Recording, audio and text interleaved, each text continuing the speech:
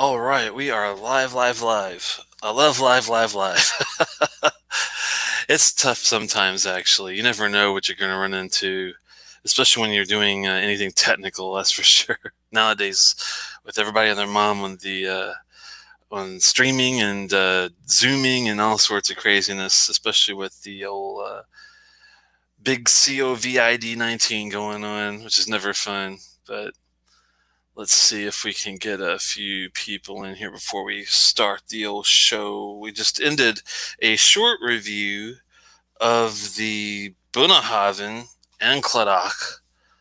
And hey, Lost Cause, how you doing, man? Good to see you. The Trevor Retail exclusive 50% NAS. Uh, I should have talked about, and I forgot on the regular short review, that is not chill filtered or colored. That is a big plus. Big plus. And maybe I should have gave it a 3.75. Thinking about that, would have gave it a little of a bit of a boost. I'm going to actually have to augment or I always miss something when doing these.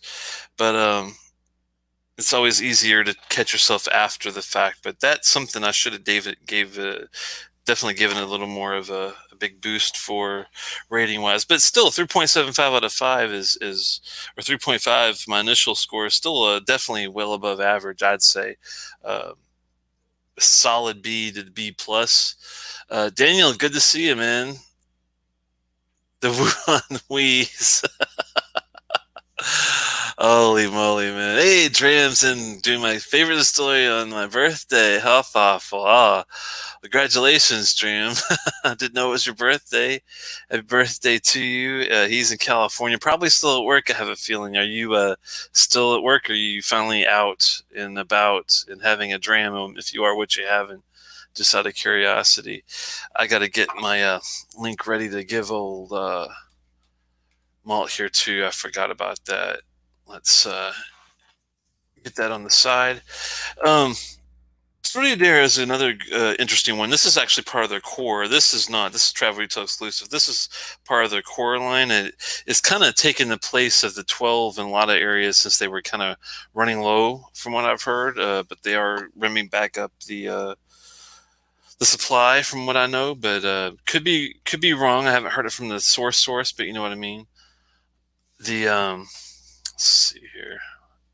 1 second. Sorry, I just want to make sure I get this in the wagon here. But that's the one we're going to look at later on. And I know Malt has got a really nice couple bottles he's going to talk about. I won't drag too much into that just yet till he gives us a join here, and I'll be looking out on the side.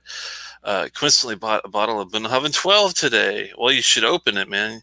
At home, yes, still working. I have a dram of Bunnahabhain 30 here waiting for me.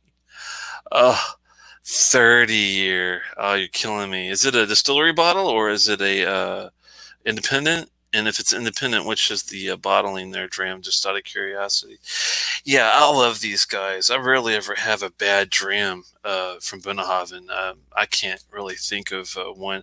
Their core is really interesting. Now, the core used to be just the 12, the 18, and I didn't even really consider part of the core, but they had the original Choi Check for a while. The Kyabanak, I think, was somewhat of a regular mainstay, and that was about it. They've completely changed their core line now. It's the Choi Check Aha, which Aha, you got to get that and then in the end of there. The Bunnahabhain Choi Check Aha is the smoky one, still like the Choi Check peated, but it's actually even more so, more smokier. And I like it a lot. It's closer to like a Ugadal, I think, than anything else. The 3 there is decent, but it's like their basic whiskey. It's better than the Lafroig Select by all means. It's kind of like the Ardbeg No. It's not the same profile, but it's the same kind of caliber whiskey. It's like their entry level to their core. You got your 12-year-old, which is prime example of a great whiskey, great 12-year-old, usually reasonably priced at $55 to $60. The 18 even though it runs about 120, 130 at the top of the line, I'd say 120 to 130 from what I remember. The 18 is one of the best 18s, I think. I love it. I've never had their 25, which they consider part of their core now, and their 40. Oh man, I mean that's crazy. So they have a Tui Chikaha, a Struyadere, a 12, an 18, a 25, and the 40 is part of their core line. I think that's pretty crazy. Dustin, good to see you. I'm gonna call you Dustin from now on. Memorize your name. I'm off work till 12:15 a.m. Are you a doctor or something, man? What the hell? Yo, Jason Coates, good to see you. Definitely, Edward D. Hey man, hope all is well. Hope all is well with you as well. I think, are you new to the channel, or are you just usually a lurker? We do have a lot of people that do watch and don't say anything, which I think is interesting. They probably just like the banter back and forth with a couple of these guys. Well, it's Toro, man. Good to see you. It's been a long time. Hopefully you guys are doing well. Louis Okoa, hope Ochoa. I'm probably butchering that, but good to see you as always, man. Just need an automated email to come so I can confirm crap. Gotcha. Hey, Mr. French. This guy here from the Malt Muser Happy Hour. Cool deal. Yeah, I'm watching out for him. I did send him an invite. He should be arriving in a little bit. We'll get down to business here shortly. Peter White, good to see you, man. Andrew Page, wow. Jimmy T, there's a ton. Wow. Great to see y'all. Wish I had my own channel. No, just a fan of yours and Eric's reviews channel. Fan of single malts. Well, welcome. Anyone that's not been here before, I really appreciate the stop by and all that Malt does. He's got a great palate and a similar taste when it comes to quality whiskey from all over the place. We appreciate Islas and Campbelltowns and Highlands and Lowlands and Space Sides and Islands. We like it all. I'm probably missing somebody in there, but you get the gist of it. Oh man. Yeah, this one at first was kind of took me a little bit to warm up to it. I'm not sure if it's because it's an NAS or if that like brainwashed me into thinking I got to be ultra scrutinizing on. But it does hold up on the palate. The nose is decent. The finish was a bit of a letdown only because it was the peppery white and black pepper, a bit dry. I do like the brown sugary notes though.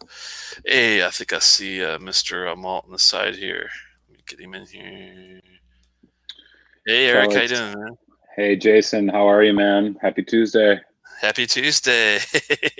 Nice to see you again.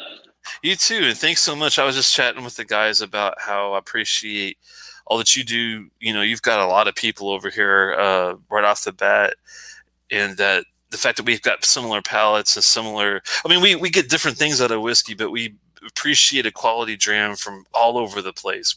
We're not really stuck in one area, it seems like, you know what I mean?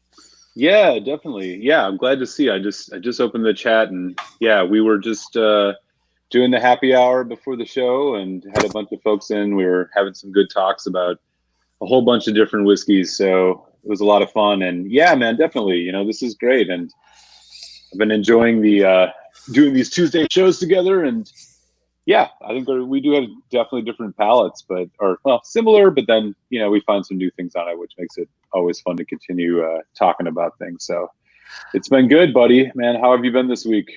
Pretty decent. We'll have to check out maybe some Lowlands or something. I haven't done a ton of Lowlands. I do like the Bladnock. That 15 Adela is really something special. So hopefully I can find another one kind of like that in that same Lowland area that is decent. But we'll see how it goes. Yeah, for sure, man. So I know that you were doing some Bunnahabhains. Have you before we get into that, I didn't catch your review. Obviously, we were doing the happy hour stream, but have you gotten yourself anything new this week? Yeah, this An Cladach is the first thing I wanted to take a look at, and I'll give you kind of a snapshot of the review. Is basically a decent whiskey, above average. When I did the short review, I kind of screwed up and I didn't really focus on the color being natural, which is a plus, and the in-chill filtering, which is a plus. That would have boosted my score up a little bit, I think. I gave it a 3.5 out of 5. I think I would give it a 3.75 out of 5. I might have to augment the review a little bit after the fact. But, you know, hindsight's 20/20 sometimes. And also, always, the man. story It always is. the story dare I was going to do tonight, but I might do it like either tomorrow or the next day just to separate. But I might do it tonight. Heck, I might do it with you live on the show too. We'll see. Cool. So you've got yourself a couple Bunas this week, huh? Well, this one I've had for a few weeks. Recently got that Mortlock 15 Six Kingdoms, which I'm interested in checking that out. Maybe a show with you. I don't know. Have you done any Mortlocks already recently, or?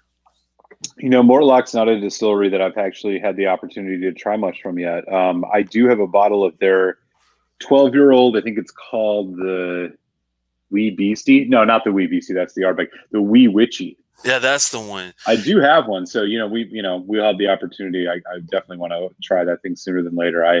I notoriously don't open everything when I get it because I order things kind of in spurts where, I'll get 5 or 6 things and then I open one of them and I'm into it for a couple of weeks. So I don't open other stuff necessarily right away. So, but I do have it sitting here. We'll definitely have to do that. Yeah, because we could do like a Mortlock show that time. If I can't, that'd be great, man. I'll try to get my hands on that Balvenie, but if I can't, then I'll definitely maybe put that in the plan B. But yeah, I thought that Coal Point was going to come. I had the Kilholm and Coal Point. It's a rare one, and I was surprised they had it. Well, sure enough, after I already ordered it, they sent me a message saying, "Well, we don't have it in stock," so they gave me the refund on that. That kind of sucks. Kidding. That's a bummer. But I did reach right around and got a couple things coming. Should be here tomorrow. The Highland Park Valfather, which is going to complete my trilogy, the Valkyrie and the Valknut being the first two. So I'm going to have very cool. And then the other one is a let's see, it was the Highland Park, and there was one more. What was it? You think I'd have that memorized? Yeah. What about you? Yeah, this week, buddy, I haven't got anything new yet, but I did get things just a couple, maybe a little bit over a week ago, which I just finally opened. I was chatting a bit about on my channel as we closed up happy hour. This is the Glengoyne Teapot Dram, batch 7. I feel like it's you need this in your life. I feel like this is the only whiskey I want to drink. Alan and I think DH7 and some other folks were talking about this. Wow. Just wow. It's hard to put down. I've already, I'm past the neck pour already. I just opened it 2 days ago. So getting into that. And, speaking of Highland Park, and, as we talked about, I think last week on the show, as you and I continue to do this every Tuesday, we're going to, once this coronavirus stuff abates a bit, we'll be able to start swapping samples. I'm going to have a sample of this for you. This is the Highland Park 21. Oh man, the new Highland Park 21. I haven't opened it yet. I'm gonna getting into this relatively soon. But the minute I open this, you're going to be on the short list of people I get a sample to. Maybe we can talk about this one as well. I have not had any of the ones that you mentioned. I haven't had the Valkyrie, the Valfather, or what is the other one? The Valkyrie was the first. Yeah, the Valkyrie was the first one, and the Valknut was the second one, and this Valfather is the third of the series. This one's supposed to be the peatiest Highland Park they've ever released, so I'm really looking forward to seeing what it's like. Oh, really? Yeah. And that's, they're not really known for their peat, but I do like their heathery peat that they do put out. So hopefully, even though it's a lot more of it, hopefully it's not a bad thing. I found that other whiskey that's coming. And yeah, you're more than welcome. I'll definitely try to save you whatever. Yeah, that'd be a lot of fun, man.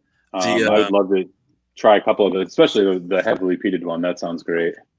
And I got a Lagavulin 10 travel retail coming, which I've heard mixed reviews on, but I'm interested in just seeing what it's like. And that's another one that we'll have to share the salsa on. Yeah, for sure. So that was one that got released about 1 month before. So this was 2019. It was on the market for about a month before I had went through some international airports. I was over in Ireland and England in September of 2019. Yeah. And I didn't come across it. I was really bummed. I ended up getting the Talisker Darkstorm, the Glenmorangie Tane. Tane? Is that what Yeah, it's called? Tane, yeah. I know Yeah. what you're talking about. I want to try that. I've heard it's pretty good. And like they didn't have any of the only Lafroig they had in the travel retail in Dublin was unfortunately the Four Oak, which I've already had when I was in Turkey the year before, and like that was just what a crap whiskey. Don't recommend anybody buying that if they're traveling internationally. It's awful. Yeah, even as a Lafroig fanboy, I might not go as far as crap, but I will agree it's probably my least favorite Lafroig I've ever had. Yeah. Yeah. Unfortunately, I mean, they do have a lot of good ones like the PX, the QA, etc. Uncle Moore, but I heard the 1819 is not all that great either, but I had never tried it before. Ooh, I didn't even know about the 1819. Oh, I know what you're talking about. The 1815. I'm sorry, 1815. So it's the travel retail exclusive one, yeah. They had that one, but the problem was, dude, it was like 120 euros. So at exchange rate, it was like $150. I'm like, I'm not paying this much. Like after the experience I had with the Four Oak, I wasn't going to mess around with it. I did get the opportunity to try the PX Lafroig, which was, I actually had it at a really cool whiskey bar in London, and yeah, it was good, but I don't know. It's not one that I'm going to go running off to pick up. It was solid, but honestly, the travel retail stuff is so hit and miss. Yeah, and it really is. I'll agree with you there.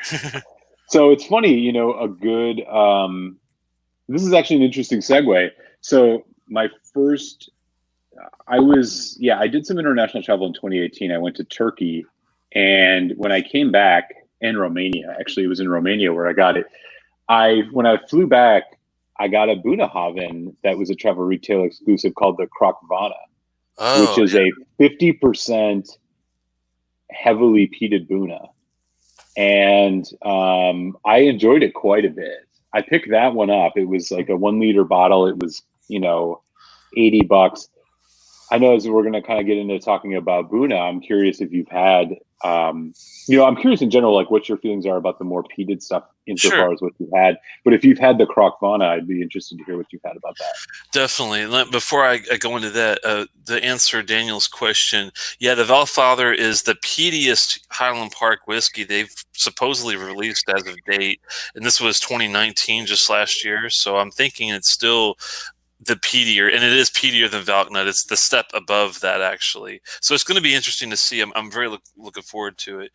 And the Bunnahabhains outside of the norm that we talked about, the Marsala Cask 13, I was lucky enough to get, and I actually got a taste of it initially from Scotch and the Scott and the Scotch Test Dummies, and I liked it so much that I bought my own bottle of it, and love that one. The Krokvona that you're talking about, that's a really good one too. It's kind of it reminded me of had like almost a bit of like a root beerish sassafras, really nice sherry notes with the peat going on. I really like that one. I'm not sure if you'd like it because it's a red wine cask, but the Erina Grain is another travel retail that's really good. I would be hesitant to give it to you because you didn't like the red wine cask Kilhoman, and it's a lot like that one. So yeah, that's a good point. I will say, just to clear the record, I like the red wine cask stuff. The Kilhoman red wine didn't quite do it for me. You know which ones? I do have the red Bordeaux wine Bunnahabhain, actually. I just haven't opened it yet. Another Bordeaux red wine cask that I've had that I really liked was the Deanston 9-year-old. That one, which is at cask strength, like 48%, that was incredibly good whiskey. You got any left of it? Yeah, I do. I'll definitely send some to you. I'll trade you for something if I can find. I'll find something. Yeah, for sure. Let's do it. The Deans. I highly recommend that Deanston. That Deanston 12. It was a 9-year, 2008. It's called red wine Bordeaux, fully matured in red wine Bordeaux. It's awesome. awesome whiskey. Yeah, the Choichek is another. I had the first and the second. I like that. The first one was more like a Lagavulin 8. It wasn't really my thing because it was more straightforward peat. The second series, the Aha, is like more like a Ugadal. I liked it a lot more, which I think you would too, probably. Um, that one and the Kyabanok was the other peated one I had. The taste was great. It was kind of like an orange creamsicle with the peat. It was interesting and sweet, which I liked. On the nose and the palate were good. The finish just didn't do it for me. So I like the Choichek Aha a lot more than the other ones, and I like the Krugvona that you liked and the Arena Green. Those probably are my favorite. This one is right a lot long in there. I would actually recommend picking this up if you can. Hey man, I'm just gonna give you I'm just gonna stop for a second and give you some props on actually knowing how to pronounce all of those Bunnahabhains. It's scary, man. I actually made a note of actually trying to say them Like correct. yeah, dude. I try to remember it, but half of them I can't remember. It's So not easy. the Chochek, no, the Chochek Aha was the like relatively newer one. I haven't got a chance to try that yet, but what is the other one you said? The Kyabanach? The Kyabanach. That's one that's been on my radar because I can actually find that. I just haven't pulled the trigger on it. You should, because it's not available anymore. So if you do know where to get that, I would definitely jump on that as soon as you can, because it's not part of their line anymore. It's definitely stopped. So I would definitely. Oh, really? They discontinued that already? I feel like that hasn't been around that long. Damn. Yeah, it was. I think it was a limited release, from what I remember. It was one of those specialized, because it was kind of like if they took Choichek and they put it like in a I'm trying to think how to explain it, like another maturation process or something with it. After like 7 years, it's probably like a 11-year-old or something like that. They probably took the 7 year of the Choichek and probably put it in like I mean, it's definitely peated, but they might have had like some sort of cask influence to it, but it's hard to tell. Uh-oh. You're a whiskey scholar. If you had a course at the university, I definitely enroll. Well, I appreciate the comments, and it's just, if I get into something, I like it. I usually go all in and try to get the for sure, man, for sure, least, you know, for sure. So I'm interested. I mean, I know you did the review video. I mean, folks should definitely check that out. But what was your like in terms of peat, the peat level or the smoke level on the En Cladach that you got? What is your takeaway on that? I just like, what are the specs on it? I'm not actually too super familiar with that one. This is it's not colored or chill filtered, which are two great points. It is an NAS, unfortunately, so we don't know really what's in it. That's the only thing I can really knock it for. But it's 50% ABV. It's cask strength whiskey, so that's similar to that Krugvona, yeah. This is a 1 liter, just like the Krugvona as well. And this one is more brinier, saltier, maritime notes than most Bunnahabhains. It is more Talisker-esque, so you have to kind of take that into account. Interesting. I do love their profile. So I think if you do like the Talisker Distillers Edition, which I know you are a fan of. Big fan. Yeah. I think you might, might not be that level, but it's really close. I mean, I can't remember the ABV on the Distillers Edition for Talisker, but it's got to be somewhat up there. Yeah, I think it's in that same. You know, the thing as you know, I'm not, especially on the younger side, I'm not the hugest fan of Talisker stuff. It's just not my wheelhouse. I am working on an 18 right now, which is starting to change my mind. But I love the Distillers Edition. The 10 is not one of my favorites, but the thing I do appreciate about Talisker is that they bottle all their stuff at 45.8% or whatever, which I think they do pretty much consistently across the board, which is frankly something that you don't see a lot of whiskey distillers do. Like, you know, they're not afraid to almost bump it up to that 46%. So that's super cool. It's rare to see that, unless, I mean, Bunnahabhain's kind of similar. Theirs are they are 46.3, right?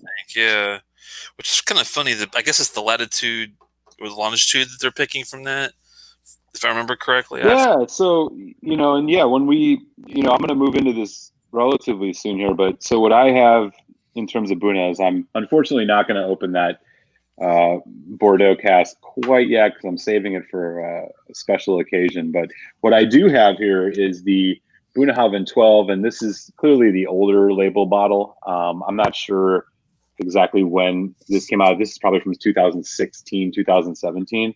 And this one's 46.3%. And then what I also have here is a hand-filled exclusive from the warehouse at Bunnahabhain. This is they do it in these 20 CL bottles. This is a 10-year-old Manzanilla cask. But that's Bunnahabhain. Yeah, I've done a dram, 2 drams of it so far, and it's awesome. They got the handwritten thing on it and everything. So I'll have some Buna to share with you tonight as we kind of tour the distillery. Sounds good to me. Again, one of my favorites. Yeah, probably, kind of where I'm at, Telex, in my, single malt journey. I'm kind of getting into like year 4, year 5-ish range. And there's been a few distilleries I'm starting to get, become more of a fan of. Kilchoman is one, and Bunnahabhain is one of them. Especially just the thing about Bunnahabhain, which I really like, and I'd be curious to hear your thoughts on this. They have a every distillery has kind of a signature profile. And for me, Bunnahabhain, it's just this kind of, all of their whiskeys are very rich to me. They're all like rich. They're kind of dark raisin, prune, dark fruity, and then kind of whatever they're accenting it with, which is kind of like, I think, what the main profile I get off of their stuff is. But what I also want to call out, and which is kind of a bummer for us here in the States, is they just do so much wine and sherry, like specialty sherry finishes, that you just can't find here in the US. Oh yeah. When I got this hand-filled one, this 20 CL bottle, I was just like, there's just so much Buna out there that we just can't get our hands on here. I just don't see this stuff anywhere. So I'd be curious, what you find in their signature, like what you think about their signature profile, or what you find in the notes in that. And if you've had any of their specialty stuff that's just that hard to find.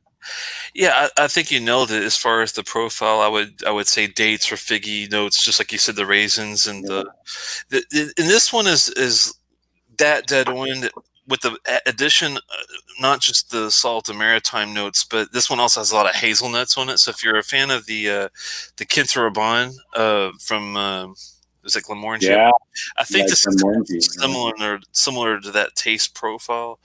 The Struyadere is not peated. This one is. So this one is kind of like the 12-year that you have, but this one is a little younger and a little more abrasive on the sherry. And one note I always get from a Bunnahabhain is definitely a slight sulfuric note, but it's not bad to me. I actually enjoy it. I kind of get the same profile from Macallan a lot, a real slight matchstick with the sherry bounce. It's hard to explain, but that's the date raisin with that faint sulfur is kind of their overall. Yeah, the faint sulfur. Yeah, no, that's you're finishing my unfinished sentence with that one. Yeah, you're right. There's that, like, it's not matchstick, but it's just a little bit, right? Because most of their stuff is relatively unpeated, and from what I understand, that En Cladach is not exactly heavily peated or anything like that.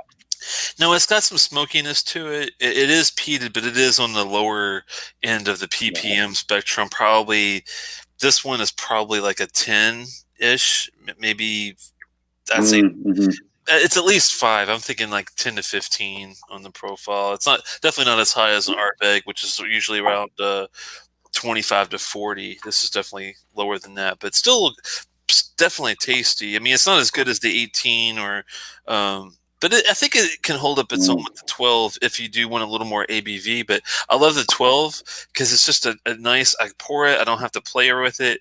It's great out of the gate. Sip it and have a great. Yeah. Speaking of the 12, I know, and I'm sure you're a fan of Ralphie Mitchell's whiskey reviews. I know Ralphie just did a video of the Bunnahabhain 12 a couple weeks ago. So it's kind of interesting that, timely that we're going to be talking about Bunnahabhain. And he was talking, a bit similar to what you're saying, and that there was he actually compared it to an older bottle and found that there was a little bit of a difference that he noticed, but nonetheless was like kind of saying the same thing. It's just like one of these tried and true, just great 12-year-old pours.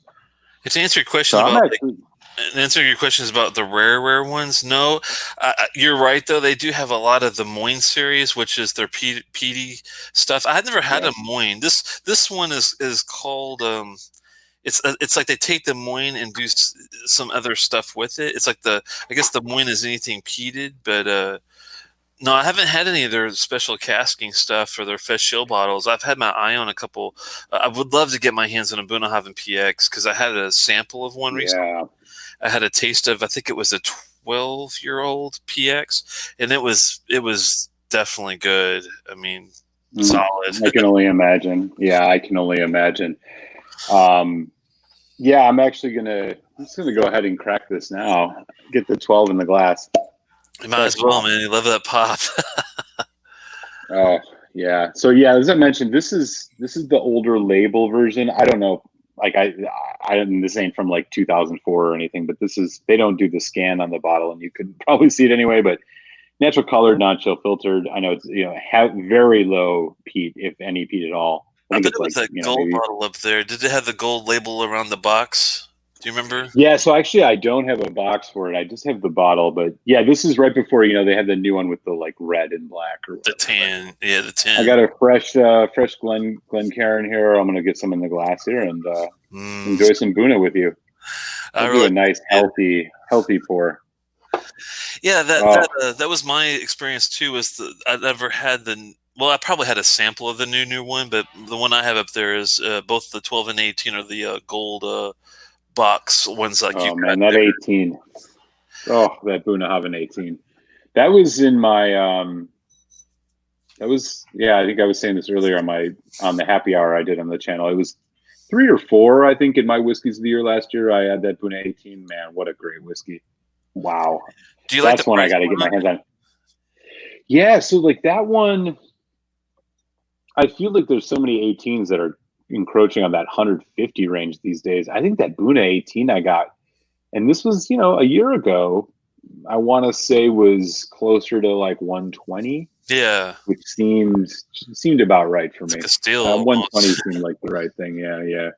What pisses me off is the Struyadere one that I buy. It does come with the can, but the bastards didn't send it with it, probably because it's not a high-end, price. Oh, really? Yeah, this is like they're running low on the 12 from what I heard, and that's the reason why they released the Struyadere was to release some of the pressure off of that 12-year-old release.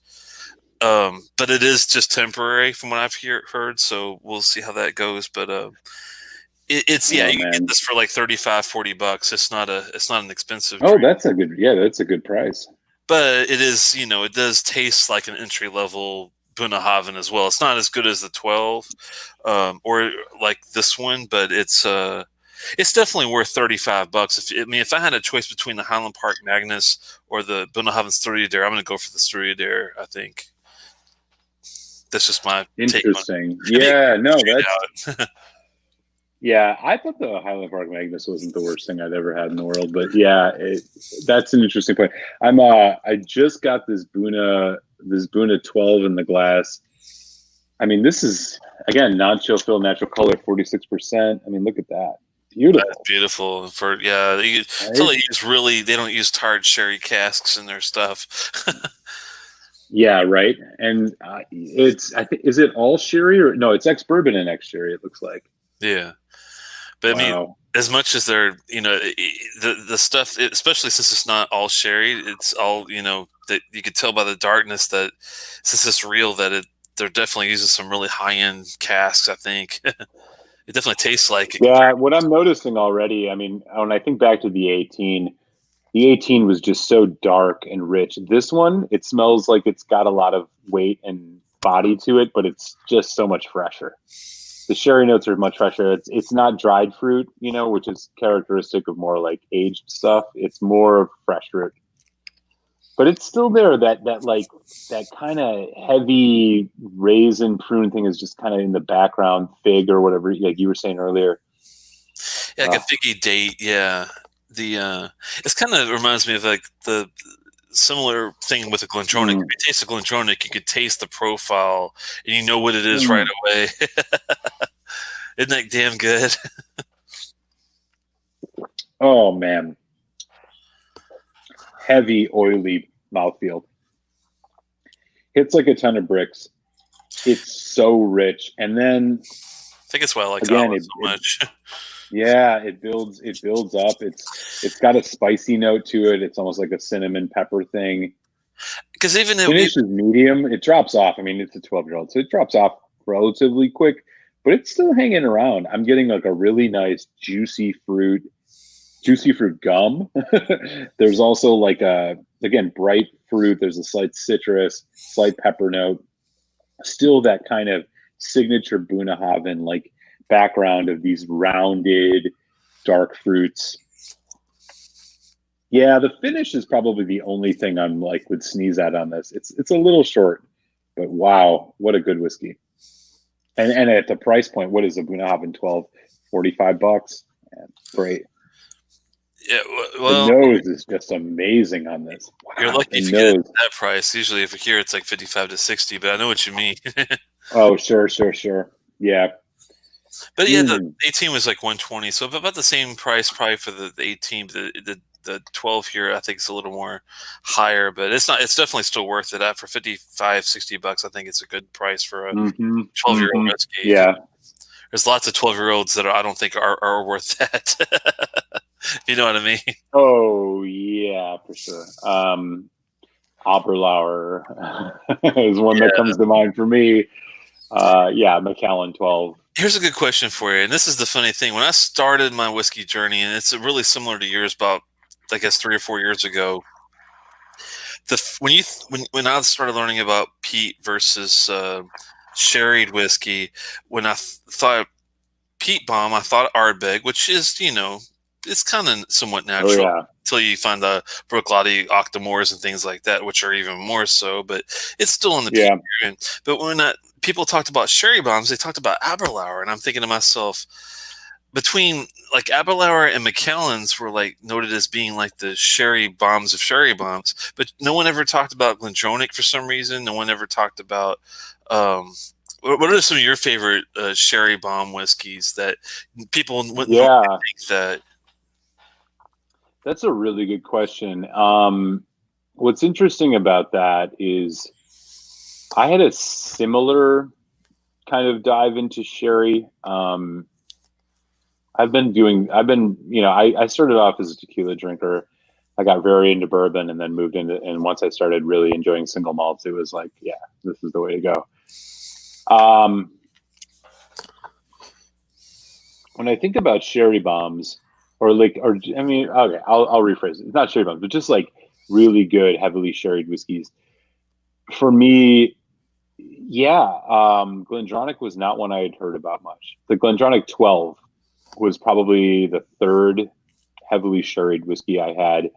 That's the one that really blew my mind because the first two I had were Dalmore 12 and I had three before that. Dalmore 12, Glenmorangie Lasanta, and Glenfarclas 12. And for me, Yeah, I mean, I'd had Macallan 12 at a bar, but I didn't, whatever. Dalmore 12 by far was the worst. And I think it was just so edgy. It was like the sulfur note that I got on the bottle that I had. I was kind of turned off. I was like, oh, is this just gonna because it was the first one I got. And why did I get it? Because I mean, look at it, it looks cool as shit, right? Like that's why I bought it. I was like, $60. Like this must be good stuff. I was disappointed. I got that really heavy, dry sulfur note. Then I had the Lasanta, and I was like, ooh, that's this pretty is really good. good. Yeah. Yeah, it was sweeter. It didn't have that heavy sulfur note. The Glenfarclas 12 I got, which was, it has a little bit of the sulfur note, but I liked it. Then, then it was the Glendronach. And the Glendronach 12 to me is just still probably, it's a little bit pricier, which is why it's hard for me to say like that's the first one people should go to. Because unlike, Glenfarclas 12, you can get for $50, 30 or $40 even sometimes. Yeah. Glendronach 12 is like crouching on 70. You're right. Isn't that scary that a 12-year-old is promising a $70 Hey man, price? It's these like, prices are getting crazy. Lagavulin 16. I am seeing for over 100 now. Oh, no. Yeah, that's crazy. I mean, a year ago that was a $70 bottle. $80 is my So limit. yeah, I think for the sherry, like for the intro to sherried whiskey, that was kind of the progression. So after I did the GlenDronach 12, I got the Aberlour 16, which was probably the biggest disappointment of my life. One of the biggest disappointments of my whiskey buying, for sure. Wow. It's 40%. It's chill filtered to death. It's full of color. It was very light. I think in my review, I compared it to like getting a glass of rosé. I was just like, wow, this is really disappointing. So to tie this up to with what you just said, when you talked about Aberlour as being the one they recommended, what I bet people were thinking was the Abuna, which is the sherry bomb cask strength. Because I'll tell you, their age statement stuff is, to me, not really worth. It's just not my favorite stuff. And I've honestly not bought another Aberlour since the 16. I've not had the Abuna, but I know that like that's the thing that people are probably thinking of when you talk about an Aberlour worth buying, because that is a sherry bomb for sure. Yeah, the 18 and the Abuna are like kind of tied for my favorite Aberlours, but you're right, they're not noted for being the craftiest of the staying away from the coloring, stay away from the chill filtering, and right. But the Abuna itself is good. The problem with that piece is it's very batchy. So batch 62, batch 57 are great. If you get like 64, it's going to be totally different, and it's not as. I've heard that. It's not as good, because one I had was 53, and it had great close when the finish. It was a 4.5-star dram. It was awesome. And then I had the 64, wow. and it lost all the cloves. It didn't have any of that. And it was like a 3.5, 3.75. So it's like really, got to be careful on the batch numbers on that stuff, I think. Yeah, I've heard that. And like, honestly, it's like you can't always find a good, you can kind of only get what's available. And that's why, Aberlour has just been one of those distilleries I kind of pass over. Besides GlenDronach, is there any other sherry bomb-esque type of? I tell you that Bladnoch for a lowland, that Adela I would consider that a sherry bomb at that 15-year. I haven't had that one. Yeah, I've actually not had much of the lowland stuff. When I think about the like heavily sherried whiskeys that are my go-tos, it's really hard. Oh, the Balvenie 15. The Balvenie 15. Yeah, I've heard about that Balvenie 15. Yeah, for me, it's Allardyce. The GlenDronach Allardyce 18 is just a mind-blowing whiskey. Glengoyne, I don't love the Glengoyne 18, but the Glengoyne 15 was one that I think they had some bourbon cask in as well, if I'm not mistaken. Was it a both bourbon? I think so, but I might be wrong on that. I really like the Glengoyne 15. The Glengoyne 18 didn't do as much for me, even after oxidization for like 6 months. It's just not one of my favorite whiskeys. When I think about sherry, it's like GlenDronach, man. I just the 15 revival is great. The Allardyce, especially if you get the older aged ones that, I know it's 18 years old, but because of the way that their distillery was closed, the scan date on it, I have a couple of the 2019 bottles, which are 24 years old. I tell you what, I think those are fantastic. The Glenfarclas is hit or miss. I've never had the family cask, which is, I know, where the bread and butter is. For Glenfarclas.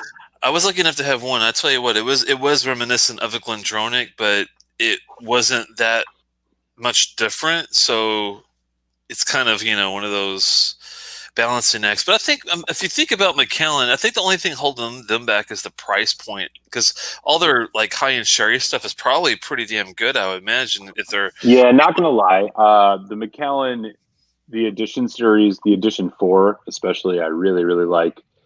The Edition 3 I didn't love as much. It's great. The 2 is the only one I've had, and I liked it a lot. The 2 was really good.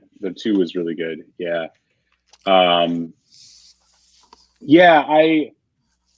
To be honest, to kind of go back to your, like, the first thing you said about going from peat to sherry, what I find myself increasingly enjoying the most is the marriage of both of those things. It's the peated whiskeys with sherry finishes. So, for example, I remember the first time I had the Lagavulin Distillers Edition, which is basically the 16 with the PX finish. I love that. Kilchoman Loch Gorm. Kilchoman Loch Gorm is just killer. Solid, yeah. I love those sherried whiskeys that are peaty, which is why I think like some of the Bunnahabhain stuff has a lot of potential.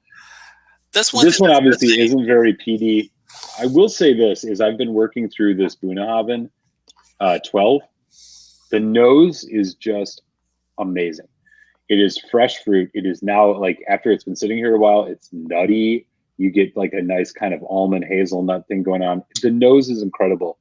The initial arrival, rich, spice, sweet, got a little bit of that funkiness to it that Bunnahabhain has. Just great, but boy, does this thing drop off. The finish, I think, is where this thing falls apart. Not falls apart. I shouldn't say falls apart. Where its weakness is. It's a short finish on this. It just doesn't carry through. That's one thing I think that's missing from Bunnahabhain's profile is they do really well with having a 12, an 18, and like I said earlier, I'm not sure if you caught it, but the core goes all the way from the 18 to 25, and then a 40-year-old. I mean, they have a really wide range of years. I've never had the chance to try any of those, and Lord, I mean, that Bunnahabhain 25 is like $500, right? But they don't have like a $500 whiskey. They really need a 15-year-old, I think, as part of their profile. That's one thing they're lacking, I think, is a solid, peated, sherried 15-year-old whiskey would be like just bam. I'm with you on that for sure. And increasingly, like I really like 15-year-old whiskeys. I've been actually reviewing and purchasing a bunch of new 15s as of late, and man, there's like this sweet spot there of the youthful punchiness, but then you get a little bit of the complexity. Man, I've been really enjoying it. I recently cracked open a Lefroy 15.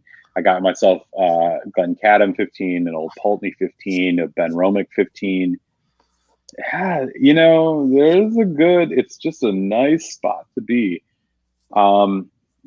It just seems to be where I'm landing right now.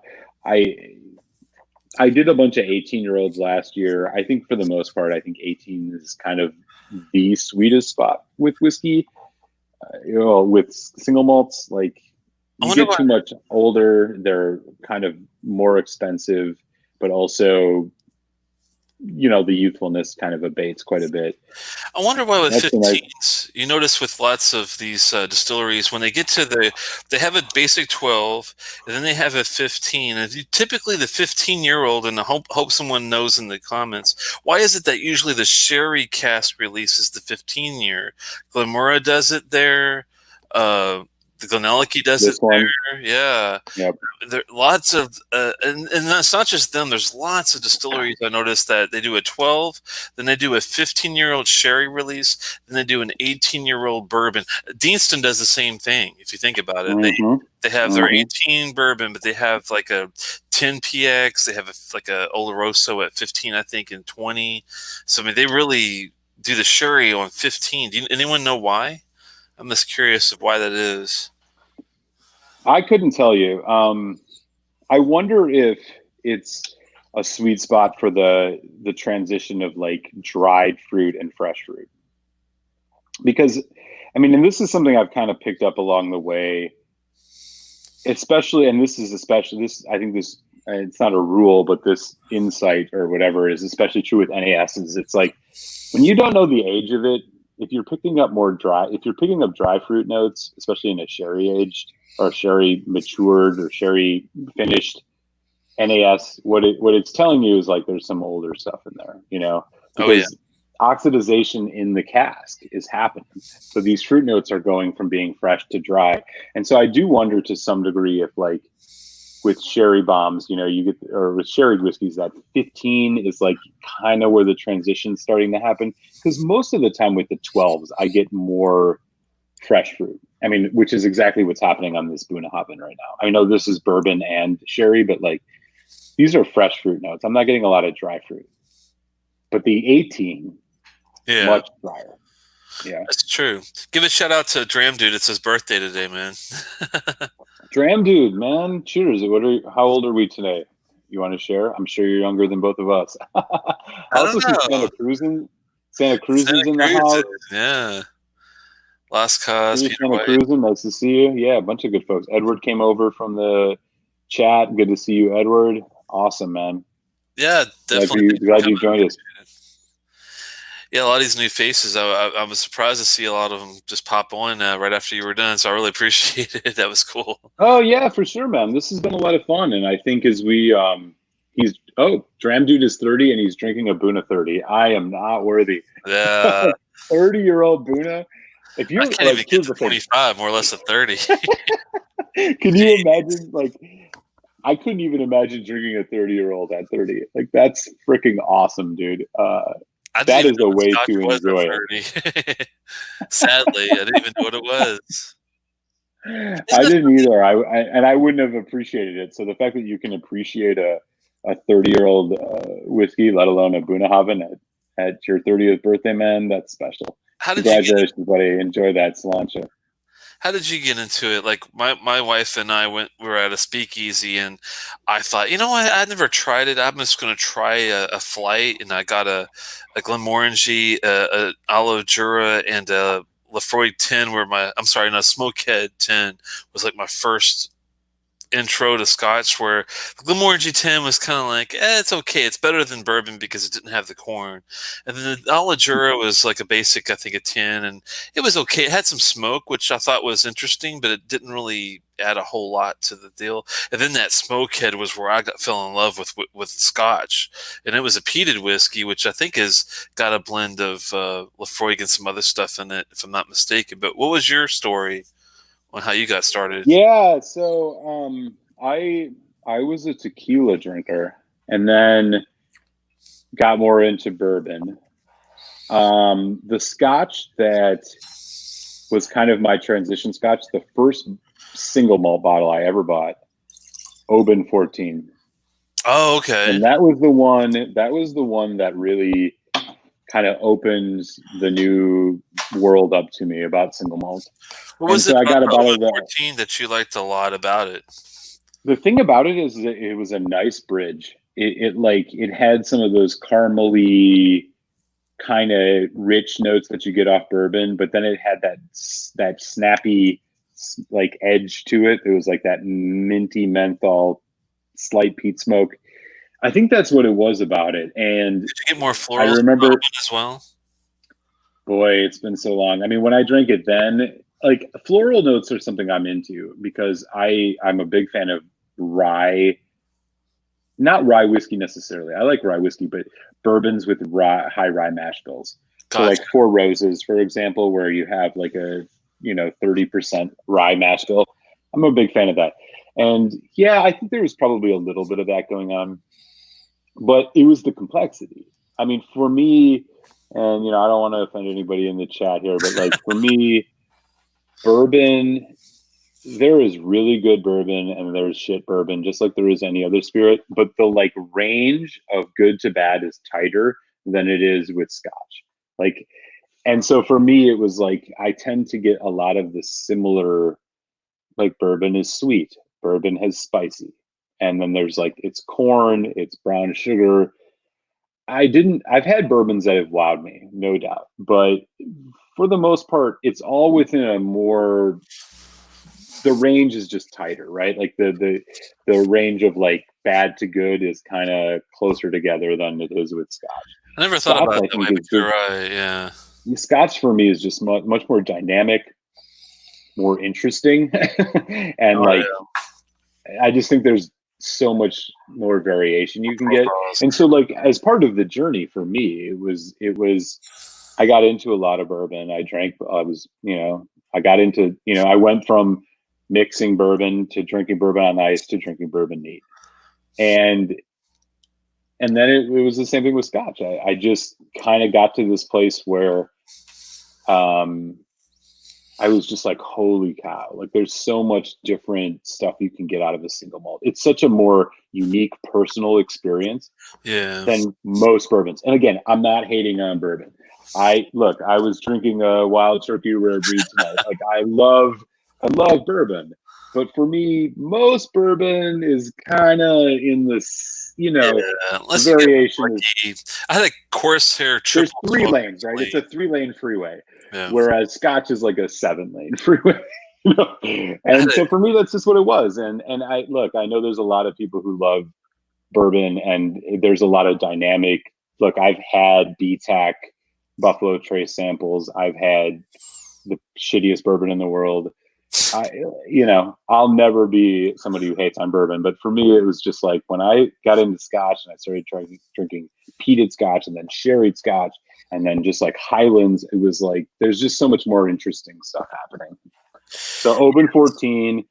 The next one that really blew my mind was about 8 months later when I was at a New Year's party and somebody poured me Ardbeg Ugadal, which was that's the one that did it for you. I was just like, this is next level. Yeah, I didn't realize whiskey could be that good.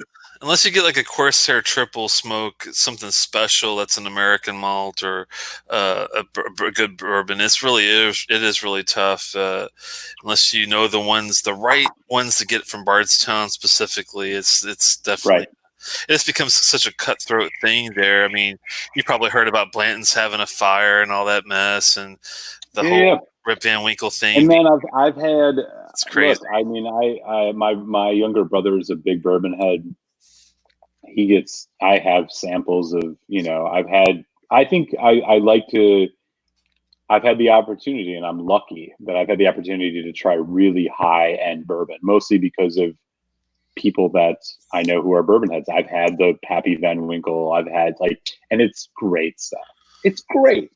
But for me, the thing that I really enjoy about single malts is just how dynamic they are, how personal and individual they all are.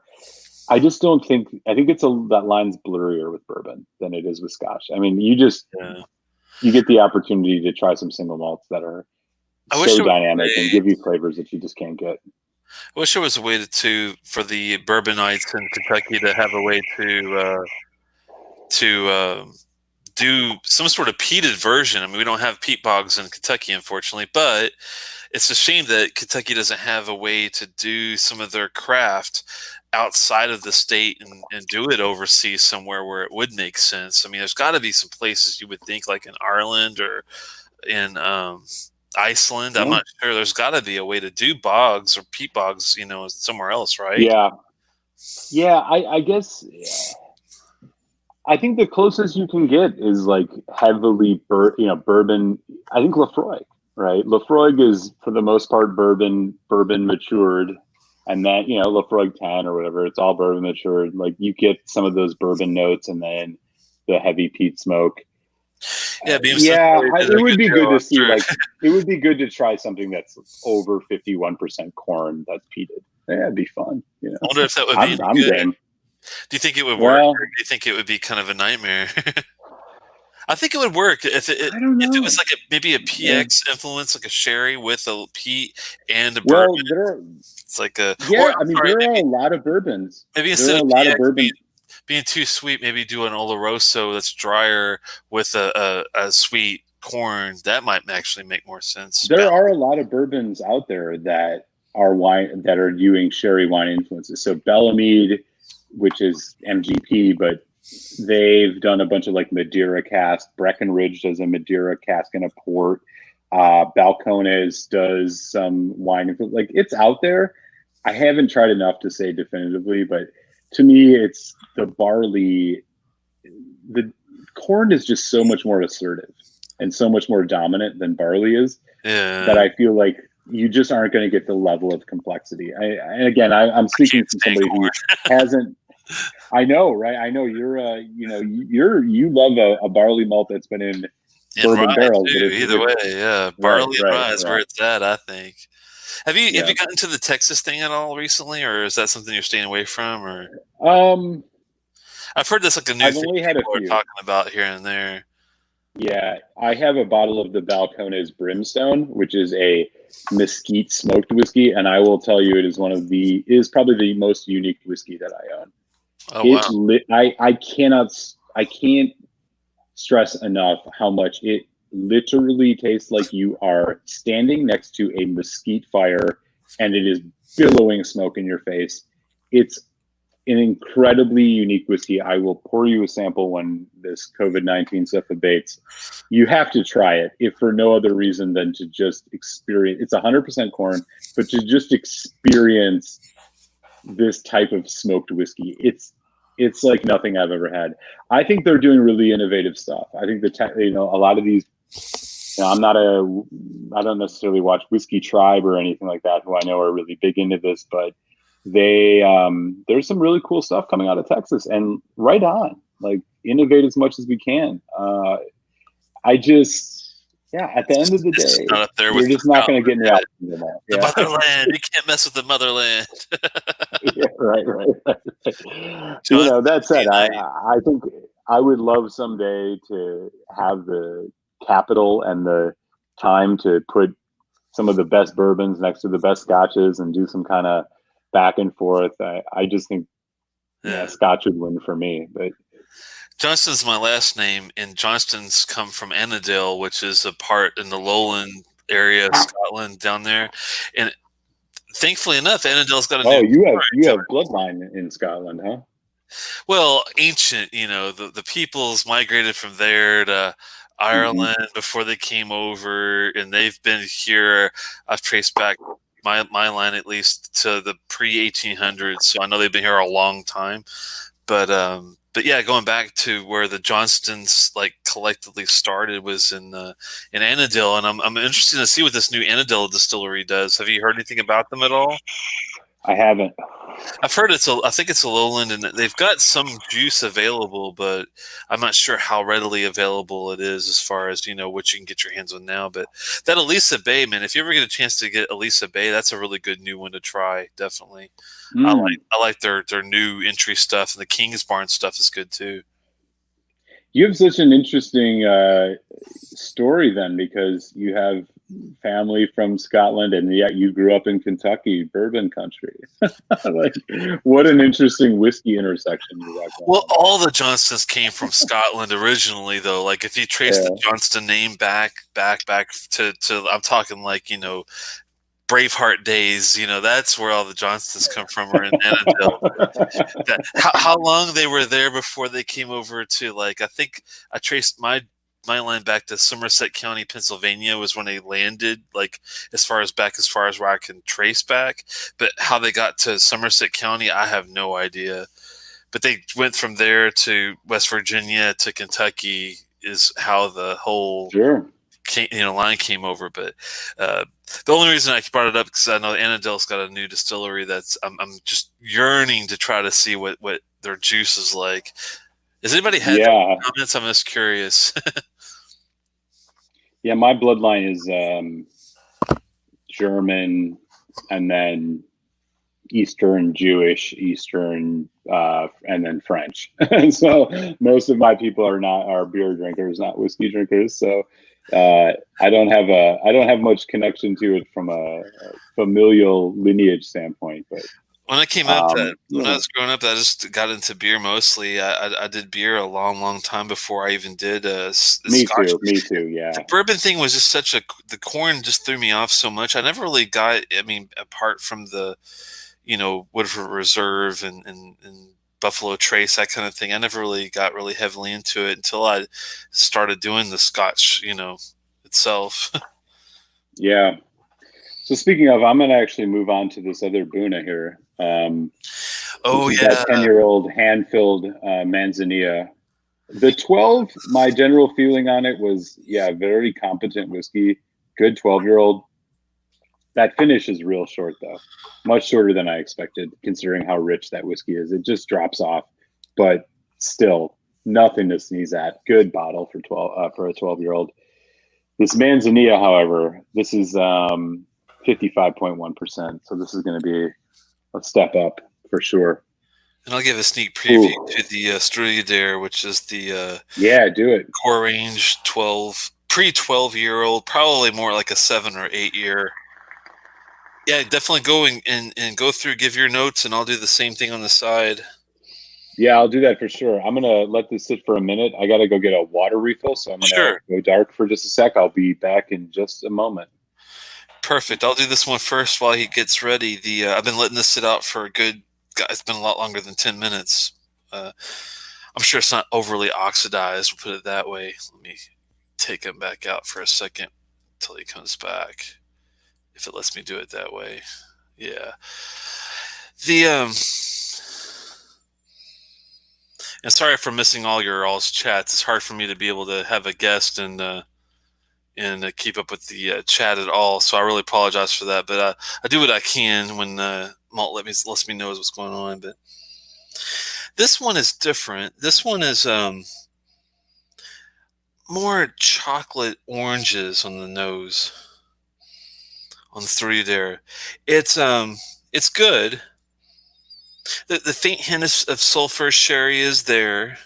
This is not peated though. There's not going to be any really smoke much, on it. But you get the barley and the cereal, the malt.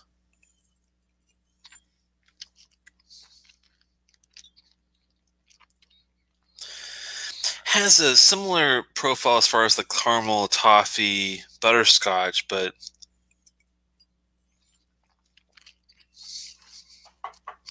the ABV difference is definitely notable versus the 50 going to the 46.3, but it's not bad by any means, but it does taste young.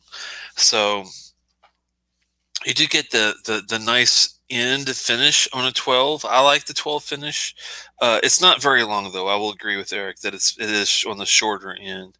But the chocolate orange, you gotta love chocolate oranges though to get into this one. I think it does have a little bit slight hazelnut, but this is definitely more hazelnut than this one. This is kind of like a cask version of this, with a little more age, even I think a couple of years on it. This is probably more like a 12 or a 13 ish, and this one is definitely more of a 7 or 8 year, I would say. Let me put you back in the. Do it. Cheers. Hey. The thing here. Here we go. Sorry about that.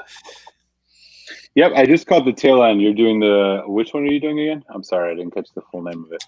This is Strudel. It's part of the core. Okay. It's part of the chorus before the 12. It's younger. I do like the sherry rawness of it. It does have more of a, if you are into like a beneficey sulfuric raw taste, it does have that, but it does taste on the younger end of the spectrum. I will do a short review later on, probably in a couple days on it, but my pre-review is kind of like, it's natural color, unchill filtered. That's a bonus. It's like a 3.25 at the most, I'd say. This one's a step up, definitely. Cast strength helps this one a lot. I think it is a little older. But it's not a bad whiskey, especially for the price point, $35, $40. You can't really beat that. And I agree with you. The Highland Park Magnus is a great dram too for the same price point.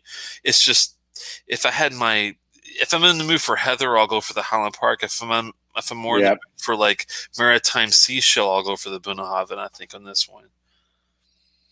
Maritime Seashell. That's a good point. Yeah. I'm going to take the top off this. It's been a few minutes. This is that 10-year-old Manzanilla. Oh God. Yeah. As I said, this is a hand-filled thing from the warehouse, I guess. 55.1. God, I wish we could get more of these in the States. This was not easy to get my hands on, and honestly, this is like $60 for a 20 CL. And the cool thing is, Manzanilla is the same cast that the Ardbeg was, so it's going to have a similar profile to that. Man, it's so warm and like bready. Brown sugar. There's like peach, honey, sweet fruit notes. Really, really rich. there's almost like a tropical fruit thing just in the background. Ooh. The nose is just fantastic. The only Bunnahabhain tropical note I got was maybe from an 18. Yeah, So it's very good. slight in this. I want to say it's like a slight peach pineapple-ish. It's almost like a pineapple pie, like a pineapple with a lot of sugar on it. Light to medium fruits, it sounds like. Honey, that sounds really big good. Time honey. Big time honey. Yeah, I gotta give this a taste. I love honey on a dram. Mm. The Albertfoldi was very honey-esque, but I didn't get it until it oxidized a while. Oh man, Good. Fantastic. Yeah, you need this in your life. The Mezzanilla, that's a Fino sherry, right? If I'm not mistaken, I can't remember. I'm not sure if it's a Fino or not. I think so. It doesn't have the dryness of the Fino. What does it have? The acidity? It's not quite as dry. A little bit at the end, yeah. The acidity is there, but and as it goes into the finish, what you get though is just this heavy, rich, again, signature Bunnahabhain flavors. Kind of that dark, slightly dank. Not musty, not like Springbank, but like slight must, slight just dark kind of fig raisin thing. And then it's just doughy, almond, peach. What about salty? Does it have some salt to it? As it goes into the finish a little bit, it's got a little, I can't distinguish if it's salty. It's got a little sharpness, like almost mint, but it's hard to tell. But wow, yeah, a little bit of brown sugar. It sounds man, it's delightful. It's. I don't know how much of a cognac drinker you are, or if you've experimented with any cognac. Very little. It's like if you had a cognac that had a lot of spice. Oh, okay. That's what you're getting on this. It's like it's a drier, more spicy cognac. So you're getting those kind of like ripe, almost overripe fruit notes, orange, peach, slight pineapple thing. Like a fruitcake kind of thing? Yeah, big time. Oh, okay. That would be kind of like the Abanas similar. What's the ABV really good. 55.1. That's close to the Abana, but it tastes similar to an Abana because when I taste that one, it's dryish, but it's got a great fruitcake flavor with a really nice balance of everything that's going on with it. Huh. What's really enjoyable about this is when you've drank it and then you're breathing out, you just, as you exhale, you just pick up these just dried fruit, nutty notes. It's so good. Really impressive. This is one that if they had a 7.5-year-old or a 70 CL bottle, I would get it for sure. Oh yeah. There's a slight acidity. It's almost like a slight tartness to it. But really just warming. Well balanced. Fruit. Yeah, I think that's fair. And the finish just hangs on forever. This is fantastic. I mean, compared to the. Yeah, I'll have to save one of these for you. But God, I mean, you don't even need to pull this thing even remotely close to your nose to get the scent off of it. It's just exploding out of the glass. Just warm, sugary brown sugar, that kind of dark molassesy note, but it's mixed so well with just like fruit. And that's a salsa. And yeah, a little bit of a drying. Say it again. And it's salsa you had to order, right? Mm-hmm. Yeah, that's the tough thing about getting some of those really nice hand-filled. They do these though. For folks who are on here who are in the UK, I'm sure this is looking at this is no surprise to you, but yeah, you got to order these from the UK. Yeah, they have a bunch of different ones. They have a Oloroso, a bourbon cask. They have a couple other wine cask finishes, but yeah, this is God. We're left out of the loop, man. I feel like the best things Bunnahabhain has to offer, we're just can't get our hands on easily here. Yeah, I've definitely got it. When this Corona crap goes over, I'm definitely going to save up for a trip over there, man. Because if I had a week or two over there just to go crazy, I My would have God. everything awesome. Well, I've never been. I've been to the UK a I've couple never of times. I've been to yeah. Europe, but I've never done the Scotland thing. If there were 3 distilleries that you could go to, which 3 would it be? And I'd love to hear in the chat for folks who maybe have never been there. If you had 3 distilleries you could visit, which would they be? That's I see a good Welsh idea. Toro just dropped in and said Manzanilla is a pale, dry sherry like Fino. Yeah, you're right. I didn't quite pick up the difference between that and Fino, but I'm noticing the dryness a bit more now. Yeah, Especially on salty, the dry, and acidic are the 3 properties that I yeah. always would get from a Fino, and I had a feeling that the Manzanilla would be kind of similar in profile. But yeah, It's great.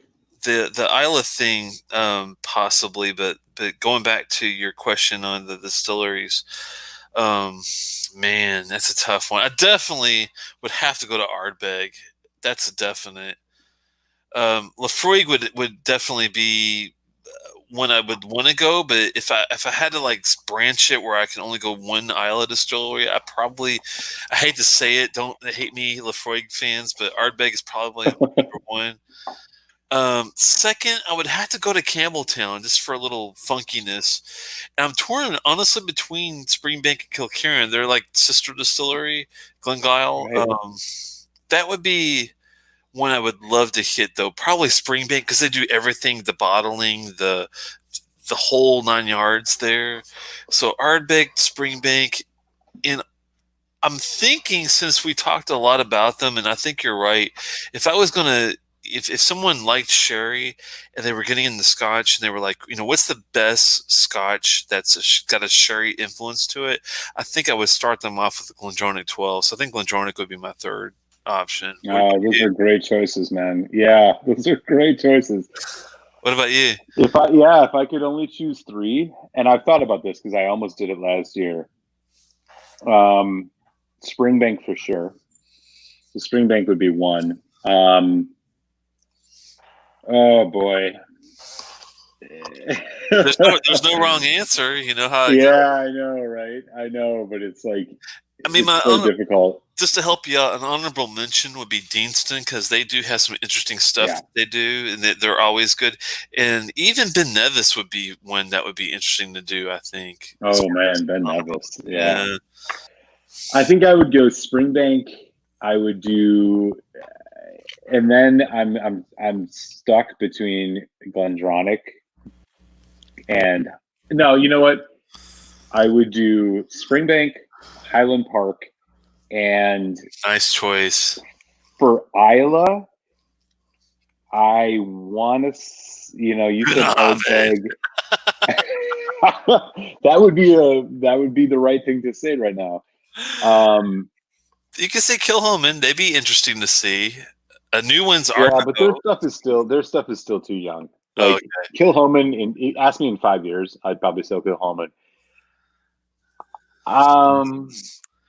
It's a toss up between Lagavulin and Ardbeg. And I think I might go Ardbeg.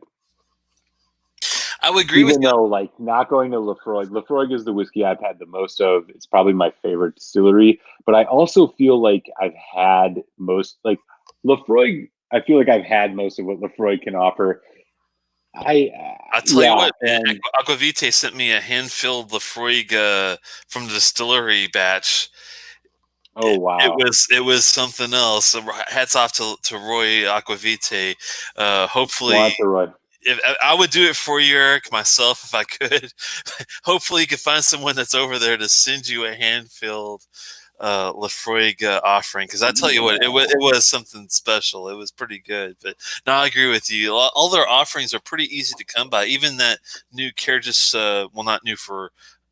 Well, new for us in America, the Cairngis 15 we both picked up recently. We've even had that. We've had everything from these guys pretty much, right? Yeah, Lafroig is definitely the distillery. There's definitely a few I haven't had, but for the most part, I feel like there's no distillery I've had more of. And as much as I'm not into Highland Park's kind of gimmicky nature, I feel like the diversity that Highland Park has in their whiskeys, I just the idea that I could go there and try something straight from a barrel from Highland Park, I just it's hard for me to say no. That would be I awesome. And I agree with you God, on yeah, the Lagavulin. I think you had a good point with the Lagavulin is probably if I didn't do Ardbeg, I would probably skip Lefroy, like you said. Kilhoma's too young. Excuse me. Bunnahabhain yep, would be tempting, but I'm thinking like it Lagavulin would would be. probably be a good one. Yeah, the thing about Lagavulin and for me, Lagavulin is not my favorite of the Islas. I mean, for me, it's Lefroy, Ardbeg. I mean, the other one is Bruichladdich, which is just innovative. There's so much innovation there. I think you could just try so many new things. Like honestly, if we just centered it on Isla, it would be Ardbeg, Lagavulin, Bruichladdich, Lefroy, Bunnahabhain, Kalila, Kilhoman are kind of right there. I mean, Bowmore, I would probably skip. Um, Thanks, Rachel. I just don't love Bowmore. I don't That's know. horrible, but I agree with you I have, 100%. there are a few distilleries I have less interest in than Bowmore, but I bet you if you went there and you Another got to more, try some Bowmore perhaps? stuff at the distillery, like I think the most marginal value you could get would be Bowmore because most of the Bowmores you have are kind of like, but if you went there, I bet you there's amazing Bowmore. Kind of like another more in the horizon that you could think of. You probably would Yeah, skip. Not yeah. Glenmorangie, but Dalmore, perhaps. I'd No, probably skip. Glenmorangie is one of those I would love to go to. Same with Old Pulteney. Yeah, If I think about ones I would, yeah. Conversely, what would I skip? I would skip Oban. I would mostly just because I don't think they have enough of interest to me. I yeah. would skip Oban. I'd probably skip Bowmore. I would skip Macallan, even though I'm sure there's some amazing. I just don't care that much about Macallan. I would skip. Oh, another one that I would forget skip, but one that I would be tempted to go to would be Ball Blair. I would Oh, skip Dalwhinnie, yes. but Ball Yeah. Blair. Ball Blair, I would definitely try. I'm just so nervous about their new line. I don't know anything about their. Has anyone tried their new line and liked it or hated it? Let us know in the comments. We're just curious because I don't Yeah, do know that. anyone's tried I've it. heard mixed reviews. I have a couple of the vintage statements. I have a couple of the 1990 second releases, That and then stuff I is have a beautiful. 99. Oh, I love it. I love it.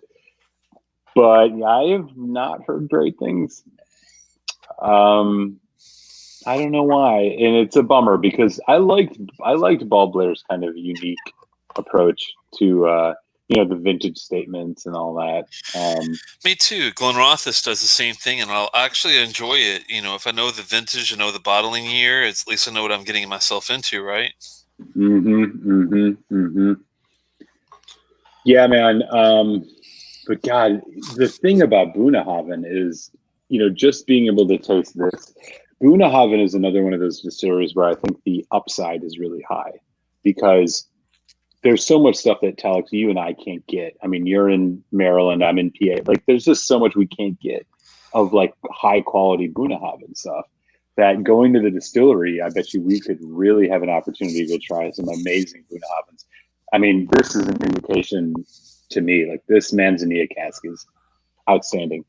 I'll tell you what. Recently, when I was looking for a new bottle to get, I saw this Lagavulin Jazz Festival edition they had, and it was a 2017. It was reasonably priced for like 120 to 150 Oh wow, pounds. 120 to 150 pounds. So I thought, well, yeah, it's on the higher end, but for a Jazz Festival bottle, that's usually only gotten during that deal.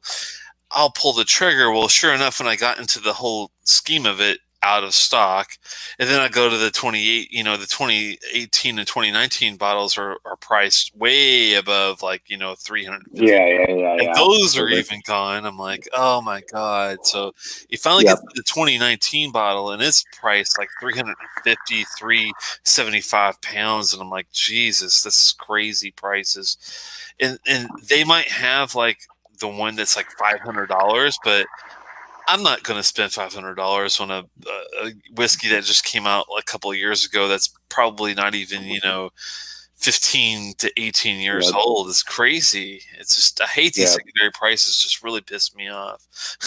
Oh yeah, big time, man, big time. And Lagavulin is another one of those distilleries similar to Bunnahabhain, where so much of the like really diverse stuff is hard to get. I mean, here in the States, I can count on one hand the Bunnas the Lagavulins I can get. 16, 8, 11 Offerman. What else can you get? The 12, which is like $150, but the 12 is amazing. But like, that's it. Well, right? I mean, whereas with like Lafroig, you get the Carcass line every year. Hold on, you get with the Lagavulin, you get the 8, the 11, the 12, the 16, the Distiller's Edition. No, Distiller's Edition. It may be a Fest Show bottle, but that's about it. You got 6 that you kind of have to play with. The only reason I say that because I've got those, but the ones that are really hard to find is that Jazz Festival one and the Distillery bottle. Those are the 2 that I need to get to complete my pseudo collection, minus that 10 travel retail that's coming soon. But and the 9 Game of Thrones bottle. I forgot about that one. But, the Game of Thrones. We can't go wrong. We can't omit the Game of Thrones. Yeah, that's true. Lagavulin is not my favorite. Although the 12, I got a bottle of the 2018 12-year-old recently for a decent price. I mean, last year those were 110. Now they're 150. I did find a cheap bottle of the 10 or the 2018. I found it for like just over 100. Man, Lagavulin, it's just, it's so fucking expensive. It's just. Cast strength of 12 is going to run you usually 130 to 140 because of the cast strength thing for the 12. But the other ones should be. It's just one of those distilleries that, like, I mean, and I'd be curious for you. Don't you have talking Costco? About distillery? Don't you have Costco's up there? But PA is all state liquor board. So I buy most of them. Look, the state liquor board in PA has really, really fair prices on stuff. You just don't get the rarer stuff. I usually go across. I'm in prices though. 85 right now. Oh, well, that's not bad. 80 to 85 compared to what it is. Yeah. So what I do is being in Philadelphia, which is right on the border with Jersey, I just go across the border. I'm part of this thing called the Philadelphia Whisky Society, so we get 10% discounts at certain stores. I'm part of the South Jersey bourbon drinkers, so I'll usually just pop over to Cherry Hill and other places in South Jersey and hunt over there.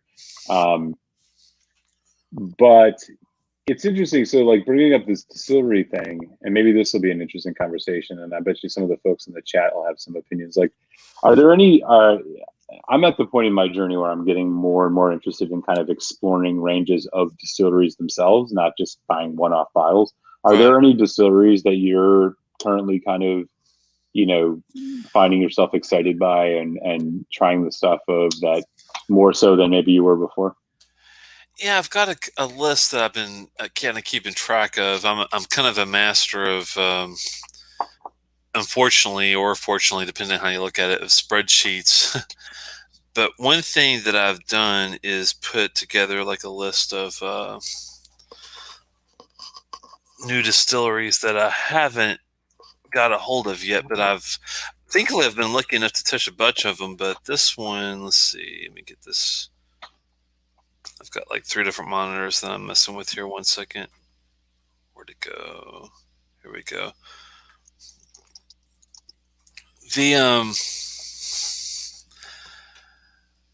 We talked about Ennerdale earlier. Would be a nice new lowland to look at. But also, Ardnahoe is a new Isla distillery that is getting some of their Jimmy Kewing's thing, right? Yep, Hunter Lang runs the show there. Ardmaturin has got a Delphi whiskey is the owner of that. Ardmaturin is a new whiskey that I've actually had a chance to taste, and it's actually really good. So definitely keep your eye on that. Right now they're at the 3-year spirit kind of level, but it's definitely keep your eye on it. The new ball blares, like we talked about, I'd love to get my hands on those. But as far as like new, I need to get a bottle of Blair Athol. I want to get their Flora and Fauna bottle. I don't have it yet. I've heard I've tasted it and it's great, but I've not had it, the whole thing to myself yet. Ben Rennis is another one that I want to get my hands on. Yeah, Ben Rennis. Yeah. Daft Mill is a new distillery that does these auctions. Unfortunately, their new stuff, even though it's good, it's way overpriced. So keep your eye out on that on the side kind of thing. Eden Mill is a newer distillery that is an independent owned deal. The only way I've had their stuff is through Scotch Malt Whisky Society bottlings. Someone had a 3-year version of it. It was actually pretty good, but it was the only thing I've ever tasted from those guys. The Glengarrys, I've had a Glengarry like sample before, but oh man, the Glengarry 12 is so good. If you've never had the Glengarry 12, get yourself one of those. I have had that one, but they have a 15 that's not readily available anymore, and I think it might be a sherry influence. Please let me know if anyone's had the 15 and if it's worth looking at now, even though it's not like readily available anymore. Let's see. Glenkeith is one that I haven't had a distillery bottle. They have like a 10 that usually does like a 3 out of 5 star thing. I'm not sure if it's really worth tracking down though. Let's see. Glenturret. I'd need to get a bottle of that. I like their independent bottlings of Glenturret. What is it? Kinnevie. Have you had a Kinnevie before by chance? I've not. No, I haven't. Have you ever had a monkey shoulder before? Yep. Definitely had the monkey shoulder. That's the 3 whiskeys, and I can't remember them off the top of my head, but I know one of them is Kinnevie. It's a very good distillery. They have but they only do like a 350. I think it's a weird number. It's like 375 milliliter bottle or a 350. It's like a weird version. It's a 23-year-old, but it's priced a little higher than normal because it's such an older age. It is worth it. To me, it reminds me of a Japanese whiskey, if you like the really high end like Nikas or Hibikis. Yeah, for sure.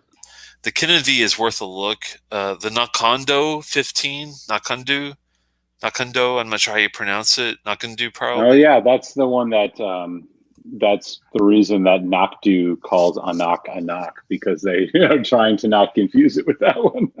Yeah, the Nakando 15 is really a good whiskey. I want to get my hands on that bottle. I've only had a sample and I really liked it. Linkwood would be a nice one to get a bottle of at some point. Oh man. Of course, an old school bottle of Rosebank would be glorious, but yeah, happening at Brora, Port Ellen, and Rosebank, Christmas is a very festive holiday. Wink, wink, nudge, nudge. Wink, anybody wink, in nudge, the chat, if anybody's feeling generous. There you go. Port Ellen, Rosebank, and Port Ellen, Rosebank, and Brora. What else do you need? Really, right? Yeah, totally. Oh man. Yeah. So, anything else? That's a good list. Wolfburn would be like another one. Maybe Tomnavulin would be another one. Yeah. Those 2 would be the end. What about you? Anything that I haven't mentioned? I mean, no, definitely nothing that you haven't mentioned. I'm kind of in the same boat, but I would just add, as far as distilleries that I've gotten more into that are not necessarily new, but just I've become increasing fans of. One is obviously Bunnahabhain, which we've been talking about tonight. I've been getting more and more Bunnahabhains. The other one is Kilchoman. I'm about to pour a Kilchoman. This is Mocker Bay, but it's cast strength Mocker Bay. Hold on. Let's meet the Pete. Yep. 58.6%. That's a special bottle, dude. You got to save. Okay, please. I'm begging you. Please save me a sample. No, don't worry. I got 3 of them. Oh my Lord! I have 3 of them, so I'll definitely share it for you. If you throw your bottles away, definitely hold that one. If you have the box, hold that one for me. If you throw yours away, because I love to save that kind of stuff. So the box is actually just the regular Mocker Bay box. That's okay. I don't have one yet. But I don't have that one yet. I will. I'll save this bottle for you, and I'll send you. I'll definitely save the box and the bottle for you, and I'll definitely get you a sample. So this is Mocker Bay. Oh man. Oh, This you big is time for that. I will throw you a couple 58. extra samples for that one. It's awesome.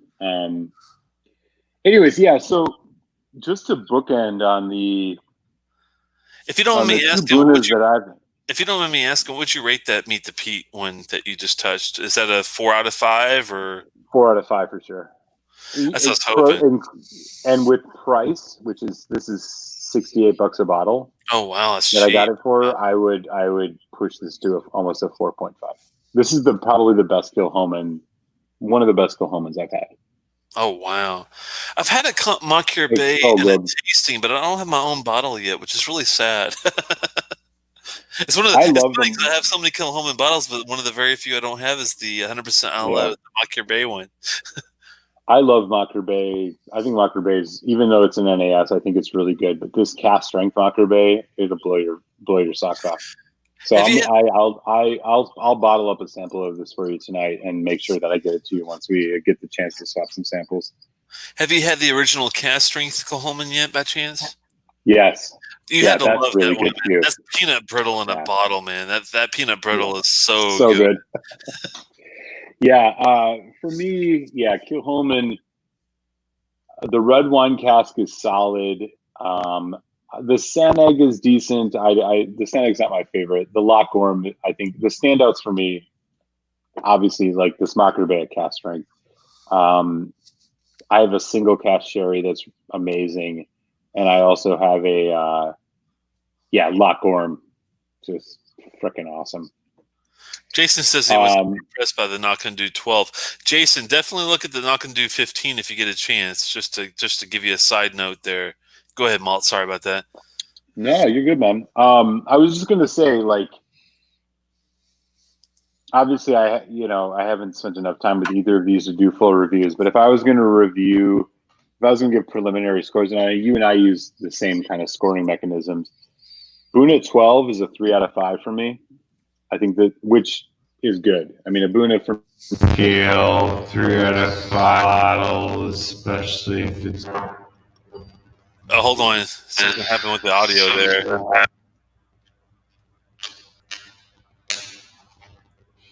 Can you hear me?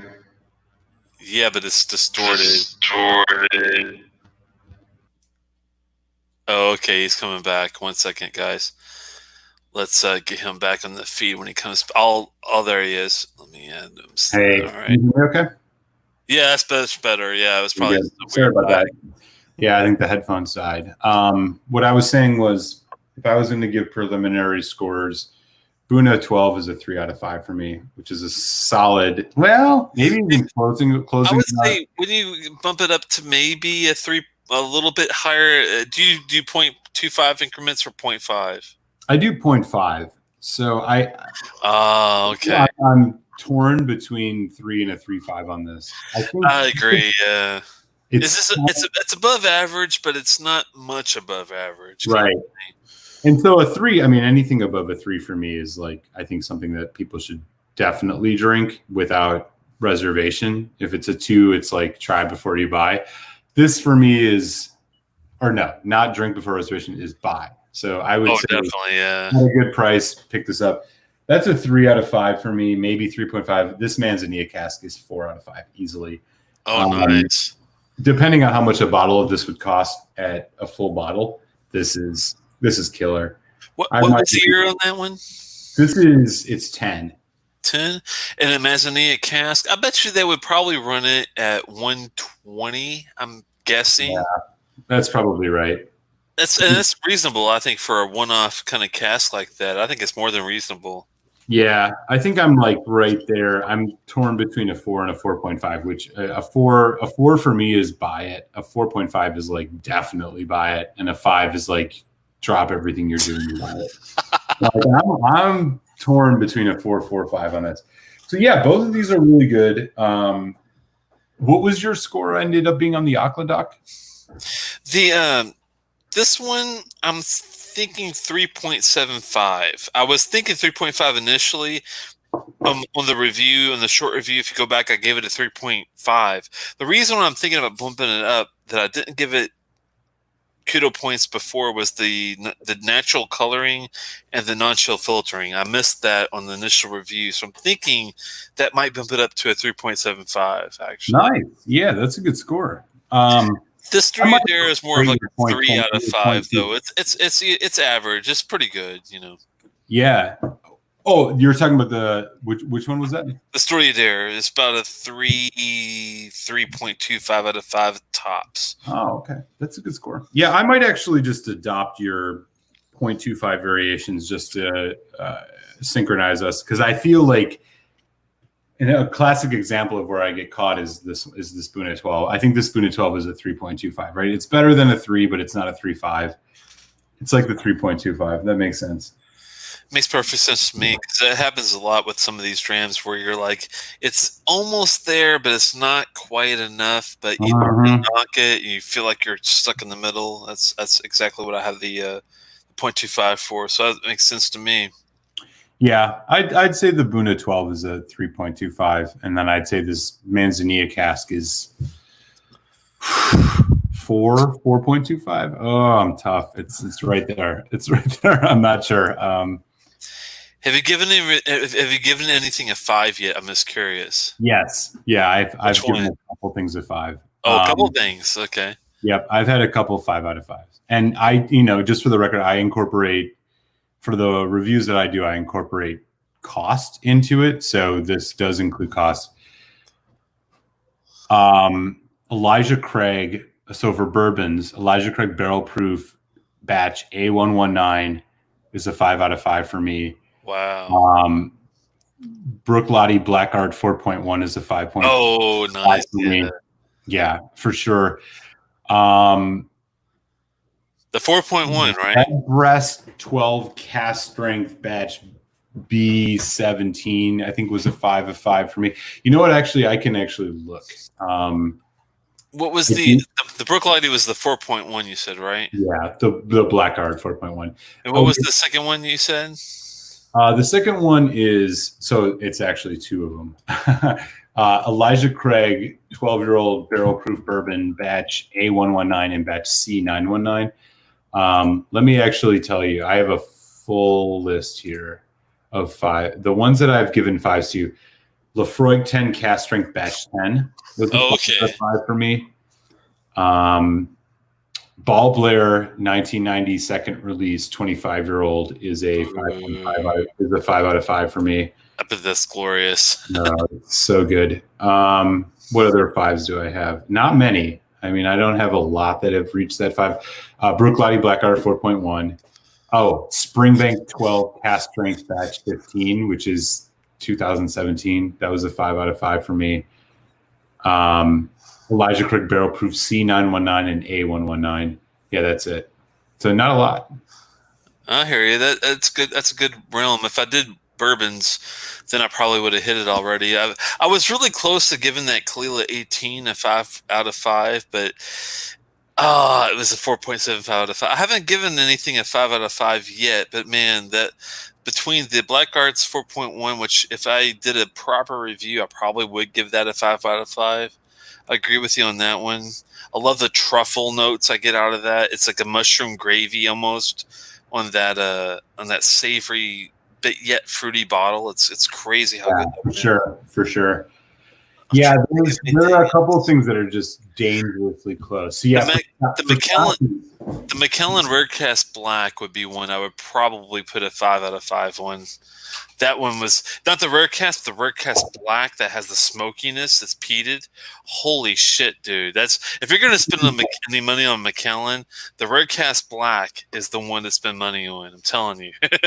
Yeah, I mean, and spoiler alert, I'll even with cost included, I can tell you right now that this teapot dram is probably going to be a 5 out of 5. Oh, maybe 4.5, I don't know. We'll see. But I'm like right there with this. This is next level. I was looking to have that one with the with KB in New York, that teapot dram. And when I had it, I didn't do a review on it, but I wish I did, because that's one I probably would give a 5.5 out. That was that good, man. It was insane. Sorry, go ahead. It's stupid good. I feel like one of the the things that happens to you as you get further in your journey is that less and less things are like as wowing as they were, because your palate gets more and more tuned in and sophisticated or whatever. But I will say that every once in a while you come across a dram that you're like, holy shit, this one is killer. And I'll tell you, this Glengoyne teapot dram is just stupid. Yeah, totally stupid. Welcome to Don Holland. Oh, Don Holland's in the house. Nice to see you, Don Holland. Sláinte, man. Happy Tuesday. What you drinking, Don? We're just curious. And what's everyone else drinking? And let us know in the chat what you're up to. We're just curious. Oh, man. I could drink this Bunnahabhain all day. It's so good. And you said you've done the 18, right? Where did you give the rating of the 18, just out of curiosity? It's a 4.5 out of 5. It's or 4.75. I have to look to be proper, but just going by what I remember, it had the same truffly notes that you would get off of a Bruichladdich Black Arts 4.1. It had the truffle. It had the fruit. It had, even though it wasn't peated, it had like a smoky quality to it. It had everything that it really needed. I would say a 4.5 to 4.75 out of memory, definitely. The 25 is the only thing that I could think of that I could try. Maybe even the 40. I mean, I can't imagine drinking a 40-year-old Bunnahabhain, but 25 would probably be the 5.5 out of 5 that I need is 25. I never tried a 25 before. Yeah, I haven't either, and unfortunately, it's just too pricey.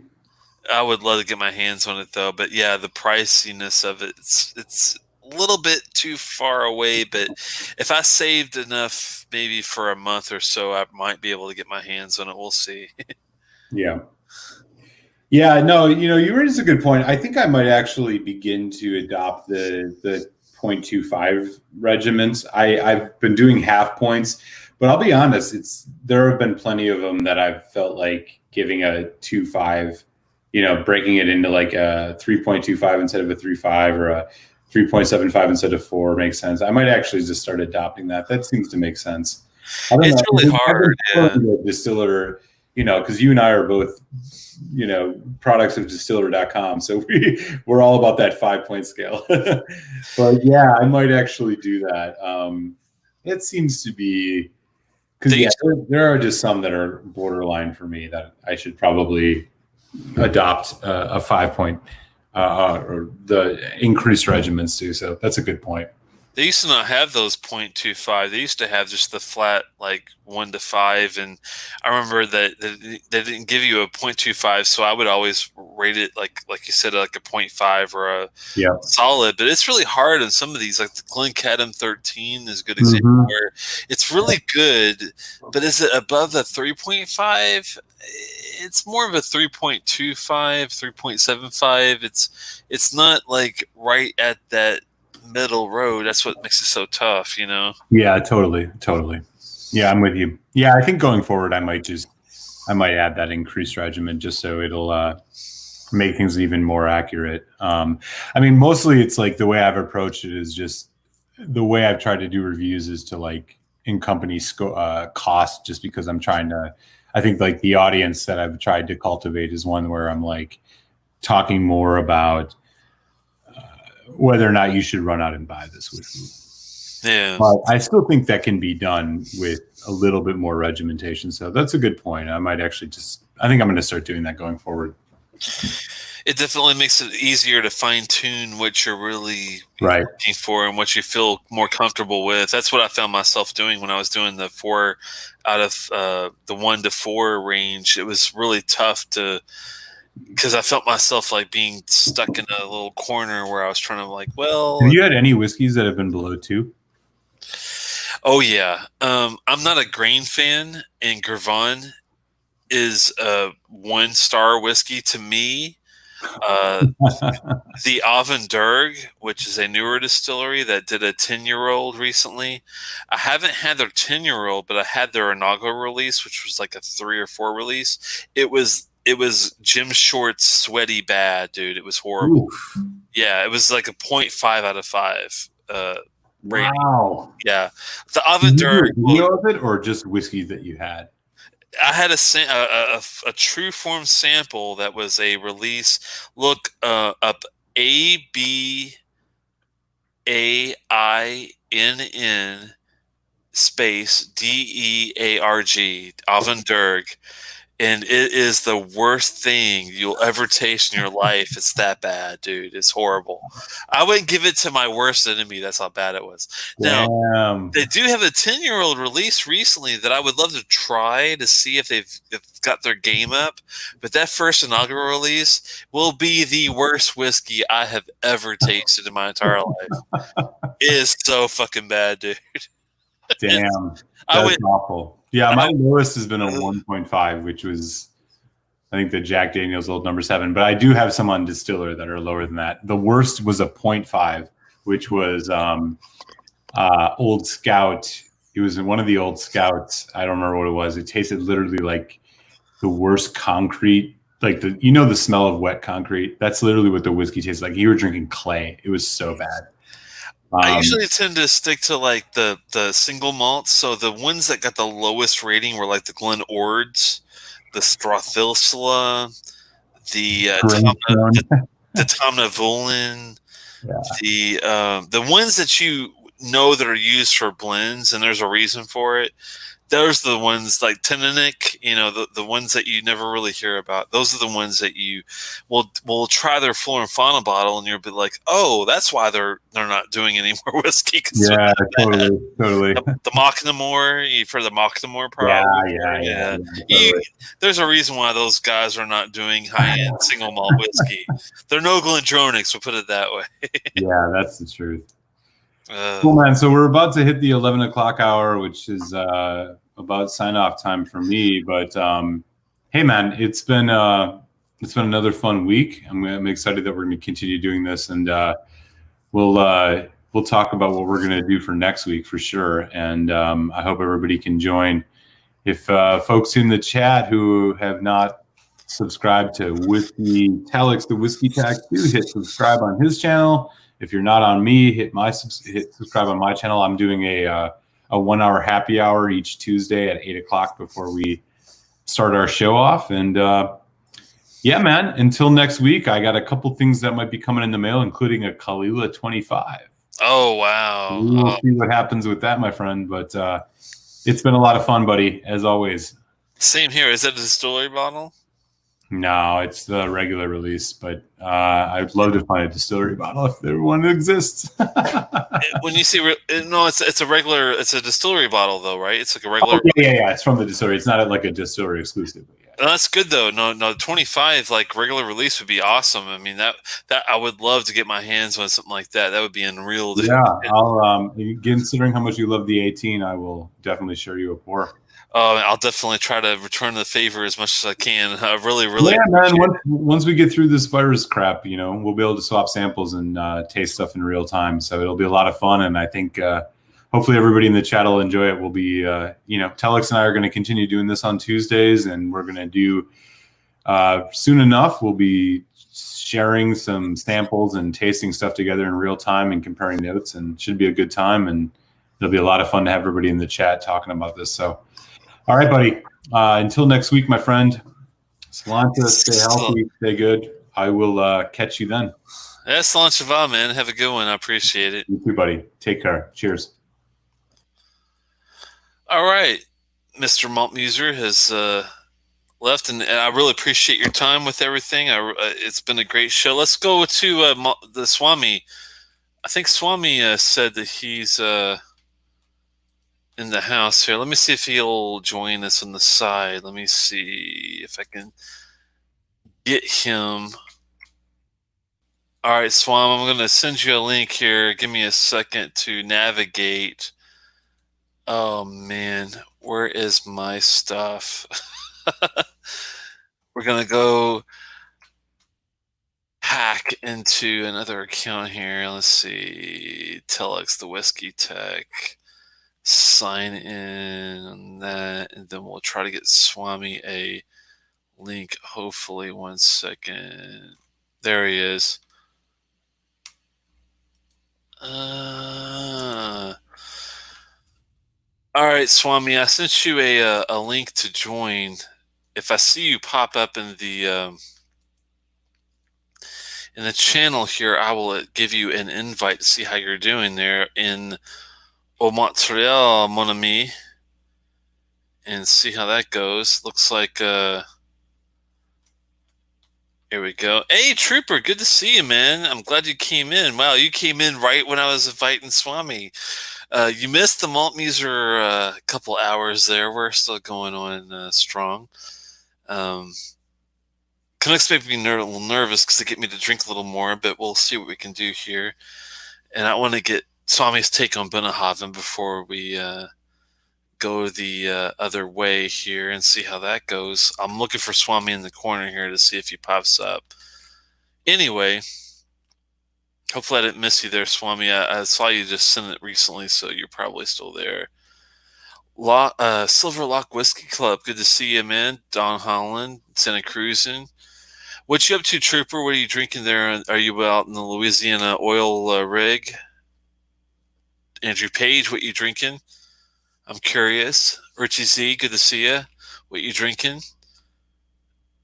And Dram, dude, if you're still in the house, what you think about that? I missed the notes if you put on the Bunnahabhain 30, but you'll have to let me know what you like. Swami said he'll be in about 2 minutes. Perfect.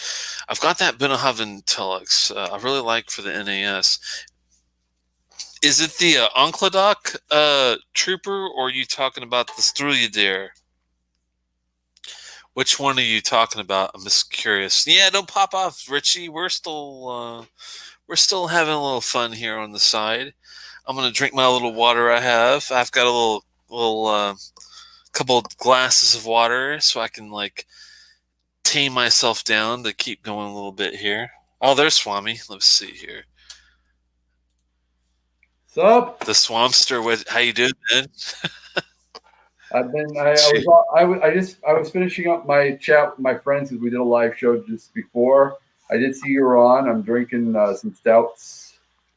Nice. I did a live show about microbreweries. So we're doing microbreweries all night. Are these in Quebec?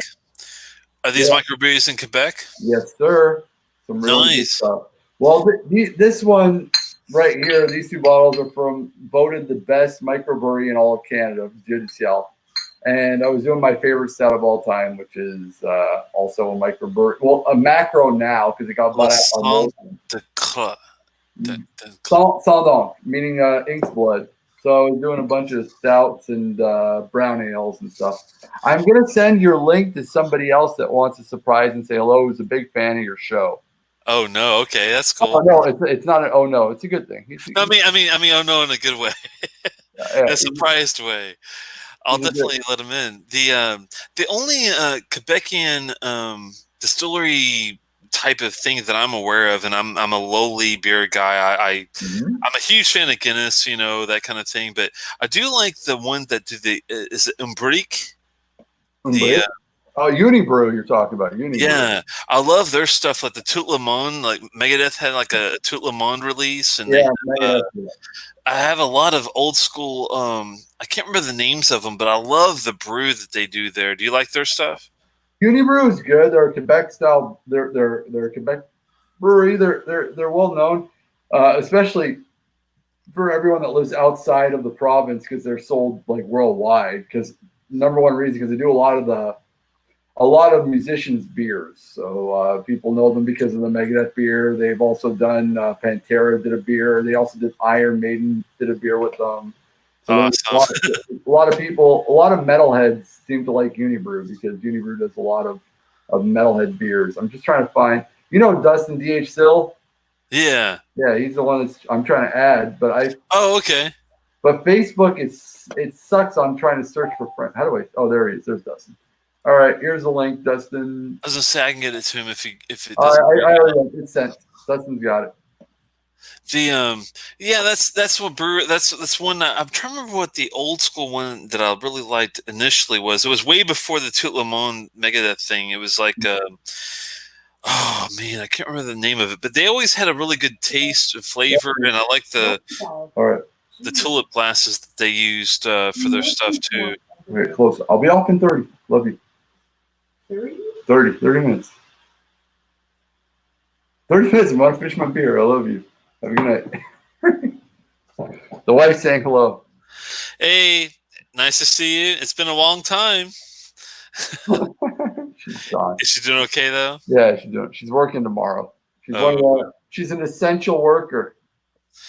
Is she working in the health industry, or can you say? No. I can't talk. Can't talk about it. It's okay. I understand. I work for the U.S. government, so I know how it goes. Yeah. But no, I'm just thankful that I still have a job, man. It's very, very frightening what's going on with all this stuff. But I'm just glad that you guys, especially you, Swami, and everybody's been healthy. And one second. Telex. Hold on. I'm trying to copy your link. Your link isn't working. You want to send the link to Dustin? Yeah, let me go ahead and all right. See if I can get him on the side here. Let me see. I might ask you for something. No, I got it. All right. I've got his email address, and I'm sending him a link. It's been sent there, so we're good there. The only person, unfortunately, I just realized this tonight. I hope he doesn't mind me saying this, but my friend Mr. Lee, Lee Gabbard, he's goes by Lee of Evolved on Distiller. He actually had the COVID-19 and actually got over it and just got out of the hospital, thankfully. So awesome. Cheers to him. Hopefully you don't mind me saying that, Lee. I don't know him extremely well, but I spoke to a fellow Scotchian that we do a lot of distillery trading with, and I was like, hey, I haven't heard from Lee in a long, long time. I'm starting to worry about him. What do you know? And he's like, well, he did have the COVID-19. He just got out of the hospital, so hopefully he's doing a lot better. And he's in Virginia, so hopefully he's doing well with a really good dram. That's awesome. My aunt, 97 years old, had the COVID, and she killed it. Oh, fucking A, man. That's the way to go. Yeah. She beat that motherfucker like there was no problem. She had a couple of fevers, and it was done. Didn't have the lung shit or any of the heavy breathing or any weird stuff. She got over it. Is your only grandmother still alive? No, she's my aunt. Oh, sorry, your aunt. Yeah, I'm 42. My aunt, she's 97. I'm lucky enough to have a grandmother still alive, surprisingly. Not a great-grandmother, but my grandmother's still alive at 82. And she had me at a young age. I'm 44. But yeah. Well, I'm the second youngest of 7 kids. My oldest sister is about close to 30 years older than you. So. Oh wow! Yeah. So I've got a lot of siblings. You're the younger one, I take it. I'm the second youngest. I still have my sister is younger than me. I'm the last. Not even though Generation X wasn't known to have very many. There's Dustin. Yeah, sorry, I saw you sitting there, Dustin. I thought I'd give you an ad. Go ahead, man. Hey, how's it going, guys? What's up? So Dustin and me, we were doing my show earlier, and we just thought we'd come in. What happened to Rabbit in Red? He had to take off. Well, he usually does. We start around 9 o'clock. He does like a 8:30 happy hour until 9. I'll do a little short review that I'm looking at, and I was looking at the Bunnahabhain An Cladach, which is like a travel retail exclusive, and we talk from like 10 to 11 usually, and usually by then he's kind of out of it. So it's good to have you guys come aboard. Dustin is a good friend, so I love having him on, and I know we all love Dustin. And just want to say hi, everyone saying hello. So we got Richard Z, Jason Coates, Chris Beaton, Donner, Ben Demon Hunter, Santa Cruz, and of course, how you guys doing? Yeah, very good. I really appreciate you guys coming to the channel. And what are you guys drinking? I'm just curious. Well, I think Dustin was drinking beer with me too. He was drinking a Goose Island. Yeah, so we were. I'm drinking some Goose Island, aged in Knob Creek barrels. But before I did that, I was which probably my favorite of the NAS caster. Oh, he's got a Nika. The Nika, yeah, from the barrel. That's what I'll I'm do a talking Nika with about. you. That's All a right, good one. Dustin, I will do a Nika with you. How's that? This is honest to God. This is my favorite of the. Get this because this is like $10 more than all their NASs. All right. Well, I've got a Nika. You're going to be upset, Dustin, because it's an NAS. So. Well, so's this. This is a pure malt Nika right here. That's a great one. What those run you, Swami? It used to be so cheap, and it's coming back, but they're going to be coming back at $120. This one used to be $50 when I bought this bottle, and that's like 3 years ago. And these Nikas are good. Don't definitely. I agree with what they're saying. Have you guys had the Tatsasura stuff? This is the Tatsura. The older stuff. I wasn't really. 17 year. Yeah, the 17 and 21 stuff. I wasn't really. I was surprised. I wasn't like wowed as much by that high end age stuff compared to their younger stuff. What about you, Dustin? The 17. I absolutely freaking love it. It's one of my favorite whiskeys. It used to be so inexpensive in Quebec. That's the thing that if I could buy those for $200 a bottle, I'd keep buying them. Have you had a chance to have anything older than the 17 on the Tatsasura side? I've had the 21 and I've had the 25. Thanks to Julien. Julien, you remember Telex? You know Julien. He used to be yeah. I think Dustin knows him. Julien is a big collector of Japanese whiskey, so I got to try a lot of really, really old Japanese whiskeys. And I'm still unimpressed to this day when it comes to Japanese whiskey. Isn't that weird? Do you think that? I mean, I love the Nika from the barrel. I love the Nika coffee green. Nika Black is fucking literally my favorite Japanese whiskey, and it's so underrated. But it's the only one that I really fall in love with. I'm surprised that the Tatsasura 21 didn't really blow my mind. That was the only thing that really threw me. I gotta try that 17. I haven't tried that 17 yet. There, Dustin. I mean, I can't even stress enough how much I love the 17. In fact, so Mike and I, on Mike's Whiskey Reviews, we reviewed it together. And, I mean, we both loved that whiskey. I mean, we didn't give it like a 95 or something crazy. But I mean, it was like probably 91. Isn't that the crazy that the 21 wasn't like that great compared to 17? I mean, isn't that weird? I've not had the 21, so I can't compare. So don't waste your money on it. I had the Vicky 17-year-old, and that supposedly was like a $400 bottle, and I just didn't know. I'll tell you what, if I can see a 21-year, I'm buying it. Don't though. I'm telling you, man, 17 is probably a lot better than that 21 because Swami and I both are like not impressed by that 21. I'm telling you, man. Yeah. But I'm not impressed by anything that's in a Mizunara cask. I understand they're very rare trees and they're like, fucking endangered and shit, but it just tastes like white oak to me, everything that comes from Mizunara cask. I don't know. I don't get it. I don't get it. I'm sorry. It's the same thing with me when it comes to rye. I don't understand rye either. I like them, but I'm not in love with them. And they're all mad at me because my taste isn't your taste. And if I don't have your taste, then I'm your enemy. But whatever. Well, a lot of people look at me and think I'm just a jackass because I just don't like young rye as much as everybody else does. Yeah.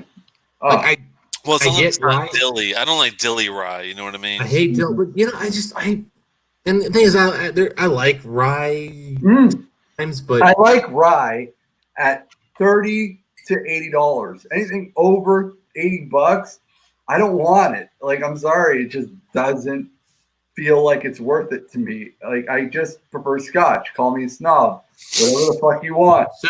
But I just don't understand what you guys are getting off of fucking rye that's over $100.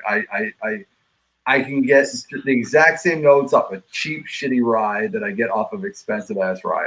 I'm sorry, I just don't understand. So for me, there's some ryes I like up to about $60, and then there's been a handful, barely a handful, that were worth $200-$300 that I've had. And I've never had a rye that's worth like $100, so I don't know what you're talking. Dustin, what is the Midsummer Night's Drams worth? What does that really run usually? Those are about $90. Do you think they're worth it pretty much though? Iffy? So the only one I could get, I had to spend $600 at the store for the the bottle at $90. So I bought one because, you know, it's a store I go to fairly often. It's like, I spend money there, so I've got those points. And I was like, I really want to try that. And, you know, it's good. But it's not. All right, Dustin, here's a good example. Let's say you have your Midsummer's Night Dram, and I come up to you and I say, I'm going to either offer you a Midsummer's Night Dram, all right, or a Glendronach 15. Oh man. The Glendronach 15 is better. All right. Okay. But you're talking about the best whiskey under $100 in the world. Glendronach 15 is the best under $100 whiskey. Yeah, but I'm just trying to explain what a Scotch drinker. This is why a lot of people get mad in the bourbon world, because you guys are lesser drinkers than us Scotch drinkers. No offense. Seriously. I drink both, and I spend more on both. Yeah, I know. I'm just trying to say. I'm trying to state this. Let's be nice here. Come on. No, I'm trying to state this to the pure bourbon drinker, to the pure American whiskey aficionado. I offer you a $70 Scotch that it's just so much better than your shitty bourbon or rye. What are you going to do? You're going to take my fucking Scotch, because my Scotch is better than your rye or your bourbon. Just admit it. Stop being a bitch about it. Understand you're a lesser product and live with the fact that you're a lesser product. That's all I'm trying to say to you guys. I'm not trying to be mean. I'm just trying to tell you that you drink bullshit. No. Wow. Soapbox, bitches. All right. All right. Stop fucking trying to push bourbon at $130, because it's not worth it. The only way bourbon's good is when it's fucking over fucking proof to shit. Like, it has to be like 60 to fucking 70% ABV for me to enjoy it. And for me to have to enjoy something to the point where it's rubbing alcohol means it's not good to begin with. Okay? And that's all I'm trying to say. That's all I'm trying to say. You're just a lesser product. I'll stick to Scotch. Thank you very much. Wow. What do you say to that, Justin?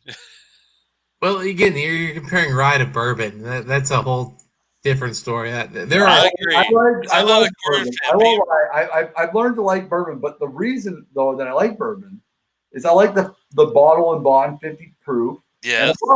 I hate the 46%. I agree. But Scotch at 46% is fucking awesome. Bourbon at 46% tastes like I might as well just, like, you know, drink 40% Scotch. Being originally from Louisville, Kentucky, and being originally from the Barstow area, growing up in Knob Creek, believe it or not, I actually grew up in Knob Creek. It's a real place. Yeah.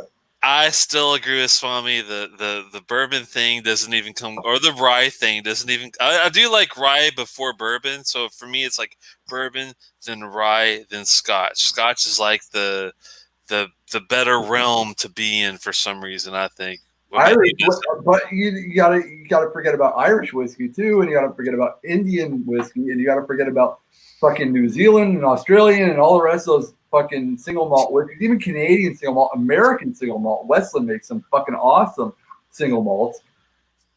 The good stuff is the single malt, man. We shouldn't even say Scotch. We should say single malt fucking whiskey worldwide. Worldwide, not even just Scotland. But Scotland has a good thing going. Come on, yeah. Well, Scotland's like, you know, they make so much of it. But I'm just saying, single malt as a whole destroys fucking bourbon and rye. Just there's no competition. You can't compete. There's apples and oranges. It doesn't fucking work because you have a wheelhouse of flavors. If any of you understand that we're wine drinkers at one point in your life, understand the wheel of flavor. Understand profile, balance, acidity, fruitiness, vanillas, wood, notes, all that shit. You're going to understand the whole Scotch and single malts represent the wheel. Bourbon represents about half the wheel. And then rye represents about 25% of that wheel. So how does it compete with Scotch? It doesn't. It just can't. There's no possibility for this subpar product that is still good, but just not as good as the other product to compete. You can't. What about the Scotch that has rye? Do you like the Glenmorangie Spios? Have you had that one before? Again, the different wine casking, tequila casking, rum casking, all that bullshit is just added extra flavor to an already perfect product. But it's got rye. It's a rye whiskey that's Scotch. I mean, it's a rye thing. Let's hide all of the imperfections. That's what I see. When I see that shit, I don't know if Dustin agrees with me. When I see a bourbon that's like aged in Bunnahabhain barrels, it's like, let's just hide all the imperfections that we have in our fucking whiskey with Scotch. Just drink the Scotch. What do you think, Dustin? Come on, Dustin. I know you want to say something. I have an opinion here. So I don't think Swami is wrong on average, but life I'm a truth sayer. Averages, and whiskey collectors and consumers are not about average. Yeah, we wouldn't be here if all we bought was average. Yeah, right. So now I know Swami, you know Mike from Mike's Whiskey Reviews, right? And Telex, I hope you do, but if you don't, it's all good. We all know Mike. Oh yeah, I know him. So Mike and I are good friends, and Mike is a whiskey snob more than I am. Yeah, he's a big single malt guy. He does not like bourbons. He's forced into bourbons a lot. I know. You're right.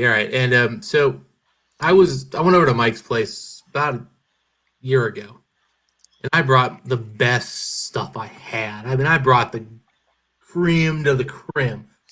I brought Mike a 37-year-old Linkwood. Jesus, dude. I mean, you got some high-end shit. I'm surprised you brought the good stuff. Yeah. No, I brought the... Dustin has one of the best collections that I We discussed it on my show earlier today. Dustin has one of the best collections that no one's ever seen.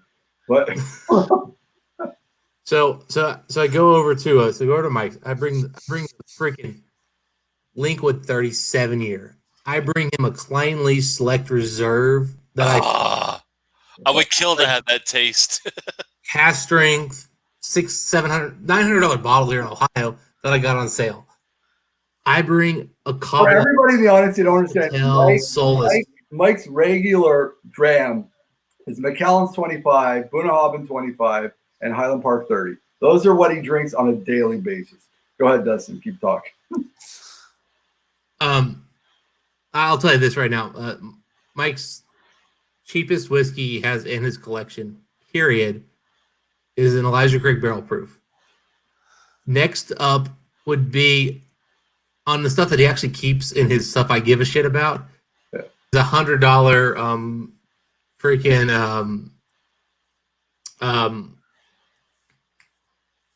Blackadder, which is the 10-year Lefroy for $100 a bottle. That was on sale because it should have been $200. Wow. Cheapest stuff in his actual collection. Now he's got some cheaper stuff on the shelf. He's got Ardbeg Perpetuum, which he, is like, please, I hate that stuff. Nobody likes Perpetuum. Biggest mistake Ardbeg ever made. Go. Oh, well, I'm being a fanboy. I would still give it a 3 out of 5. Yeah, you're hyping that one. Anyway, I'm hyping that one. I agree. I knew it was so here we go. So I'm at a tasting with Mike, just the two of us. All right, and let me see if I can actually, I'm gonna see if I can find the picture of, because this is what we had that day to drink, and mind you, it'll look terrible, and apologies to everybody, but this will give context to this. My comments coming up here. Yeah, here we go. Oh my goodness! So this is what you can share screens. DH, you can share screens on this shit. Well, the problem is that's my cell phone, and I don't know how to. On your laptop. All right. Anyway, I can see. It's okay. Yeah. All right. Nice. Wow. It's a Balvenie 25, a Buna 25. Is that a Corvette? It's a Cobblon Moscatel. Ardbeg 2-year. All right. Talisker 30. Highland Park 25. That's a Avalon. I don't know what the hell that is. That's a Vino Barrique. Vino Barrique, yeah. Yep. So then we got Longhorn Linkwood 37. Oh shit, the 37 dude. Oh my god. And then you see at the end the redheaded stepchild, The king, yeah. King of Kentucky. So I go and I pour this King of Kentucky, this 15-year-old bourbon, and Mike literally looks at me. He literally and just turns his nose up. And I'm like, dude, this is probably the best whiskey I brought. And I said, let's just go ahead and pour a couple glasses and let's ignore it. And we'll drink the rest of this stuff and we'll come back. Oh, man. Literally, Mike told me to go fuck myself on this $250 bourbon I brought. It's not to be mean to bourbon. Like I said, bourbons are fucking great. And I've had some really high. Let me finish the story. So we come back. So we've had all this whiskey, all right? And you know what? This was a day my whiskey beat out Mike's whiskey in terms of what we were impressed by. Talisker 30 blew my mind. The Bunnahabhain was incredible. There was great whiskeys all around. And then Mike goes, "Oh, so we got these." I said, "Yeah, go smell it." And Mike goes over and smells, and he goes,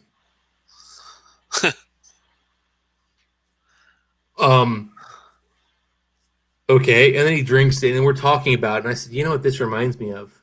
This is that old oak notes that like you don't get until Scotch is like 35 years old." And he looks at me and goes, "Ooh, yeah." He looks at me and he goes, No. He goes, "No." And I said, "There's a 37-year-old Linkwood right there. Go smell it." And Mike walks over, smells it, and he goes, "Holy shit, you're right." Yeah. Has all the fucking awesome of that. And then we literally go back and forth, and Mike finally just looks at me and goes, "Dustin, this is the best bourbon I've ever had." And I said, "Yes." Next thing I know, every time I go to his house, he's like, "In Kentucky?" Yeah, but you got one. What do you want? I don't know. But the point I get to though is like, and I'll tell anybody like King of You've Kentucky. already talked to me about the King of Kentucky. So yeah, go ahead. But there are a decent number of bourbons that are that good. They're so fucking hard to get that everybody has given up. And I'll be honest, I only got that bourbon. They made like 2,500 bottles. Only reason I was able to get those bottles was because they only sold it in Kentucky, and like they gave like a case or two to some surrounding states. Like, but are you sick and tired? Sold here. But are you sick and fucking tired of hearing about fucking Iron Root and fucking all the rest of that shit? That's just like it's decent, but it's not fucking blowing anybody's fucking mind away. Like seriously. Well, now you're talking Texas bourbon. Yeah, well, I'm fucking sick of hearing about Texas fucking bourbon. Texas bourbon, I've not had anything that was impressive. Isn't it funny that you hear the word Texas bourbon and bourbon is Kentucky? You can't do bourbon outside of Kentucky. I don't care what that law has changed supposedly because there's Chicago bourbons, there's fucking bourbon doesn't have to be Kentucky. But if you think bourbon, you think Kentucky. I mean, that's just the way it goes. It's kind of like you know Scotch. what, Telex? I'll be honest with you. So if I see a random bourbon that I don't know anything about, and it says Indiana, I'm buying it. If it says Kentucky, I'm leaving it. Because if I can get an MGP from Indiana, bro, they got good stuff. What's like MGP? I don't pay $100 for a bourbon. MGP, bullet. You don't pay $100 for a Kentucky bourbon or a Tennessee bourbon. I'll pay $100 for an Indiana bourbon. What's the MGP? Bullet. They're a distillery in Indiana, and they're just putting out MGP is sort of stuff, but it's all going to independent bottlers. Sources from like all over the continent. It gets Canadian rye, Canadian bourbon, American rye, everything, and they just fucking mix it all together and do what the fuck they want. Why do you like the Indiana stuff versus the Kentucky stuff? Which doesn't bother me. You know what? I'm not angry at MGP. A lot of people are mad at them, but I'm not mad at them because their prices are actually much better than everybody else's, and they kind of sustain a decent price line, especially in my country. I don't know about America, but the MGP stuff seems to be lower price than the rest of it. What do you like about the Indiana versus the Kentucky, though, is my question. I can't nose or taste the difference between bourbons from different regions. I'm not that. But bourbon is Kentucky. That's what I'm trying to impress upon people. Is bourbon has to come from Kentucky. Not anymore. It's been a while. Never was required. So the MGP stuff, Telex, it's just the ethanol is lower, sweetness is higher. It's everything you like about a malt versus a bourbon. Okay. There's some bad MGP, by the way. There's bad MGP, but like I'll give you a visual just for fun. So this is what's up, Sergey Funk, you fucking prick. This is the most bullshit bourbon there is, right? This is Old Pepper. And if you read the marketing on this thing here, and I'll see if I can get to it. A single barrel selected from our finest stock of straight whiskey, matured to perfection, and blah blah blah. Bottled at this is the best part. Bottled by the team at the historic James E. Pepper Distillery in Lexington. So you read this label and you see it sounds like this is something from this old historic distillery. This is the best produced. No, this is a freaking distillery that was mothballed that somebody opened up 4 years ago. They're selling you an 11-year-old whiskey they bought from somebody. Here's MGP right here, Telex. But here's the thing, though. Oh, okay. No, actually, no, you're wrong. That's MGP. Nope, it's Four Roses. No, but MGP produces Bullet. No, not that one. That the Bullet Rye, yes. Okay. The cast strength bourbon, that's Four Roses. Oh, okay. Well, I like it, so I'm happy then. Nope. That's Four Roses. Good stuff. I would knock Four Roses, and that's coming from Kentuckian. I'm enjoying it. Well, and here's the beauty of this. You can see this picture right here, Telex. Like, they show this like vintage picture of this distillery. This is from MGP. This had nothing to do with this whiskey. It's all I want to see if this is actually Four Roses. You said I'm looking for Four Roses on the bottle. Well, look for where it's distilled. It'll say distilled in Kentucky. I take it that MGP is like a really good marketing tool. Is that it's in Louisville, Kentucky. That's what it says. Bottle yeah. So here's the funny thing, Telex. So yes, like for example, this is a $130 bottle of bourbon. I bought it for one reason and one reason only. It was 11 years old and it said in Indiana. When I saw Indiana, yes. Had this said Kentucky, I would have walked away. I will not buy a here in Kentucky without knowing anything about it. If I hear Indiana, I'm buying it because MGP is so good. And wow, does the Boss Hog as a Kentuckian, it makes me feel sad, but I will take you up on that. But does the Boss Hog come Kentuckian? Oh yeah, there you go. Yeah. As a Kentuckian, does the Boss Hog come from MGP because the Boss Hog sucks fucking balls and taint? I don't know where Boss Hog comes from, but Boss Hog is absolute shit. I won't drink it. It's wannabe Hazard County, Kentucky that doesn't even exist. There you go. Boss Hog is like 100% Canadian rye too. I thought Boss Hog was Canadian, but it's terrible. It's fucking horrible. And it's $350 a bottle. I don't understand it. Fuck. Wait. Where do you get Boss Hog for $350? Because it's $500 here. Shit. Well, it's $350 in Canada, but it's fucking shit. It tastes like it's $500 when it's on sale here. Wow. When I reviewed it, and this was a long time ago. I've had my shop for 5 years. I reviewed it like 4.5 years ago. It literally, to me, tasted like someone chewed grass in their mouth and then spat it in your face. That's what it tasted like to me. It was Swami doesn't hold back. It was so fucking nasty. It was like if you ever mowed the lawn and you're like, oh, it smells like fresh glass. That's what it tastes like. It tastes like grass. It's fucking disgusting. Who's your favorite? Hold on. Who's your favorite, Swami? Do you like Few as your? If you had the representative of my favorite rye. Your favorite Canadian distillery is it? The only rye that I've ever Few is a Chicago distillery. He's from Illinois. I'm sorry. All right, but my favorite rye of all time, it's Lot 40, and not even the cast strength, just the regular Lot 40, like just the basic run of the mill Lot 40, 46% ABV. I would have to say, that's my favorite rye. What's your favorite Canadian distillery though? Canadian distillery. Yeah. Is there any that's up there?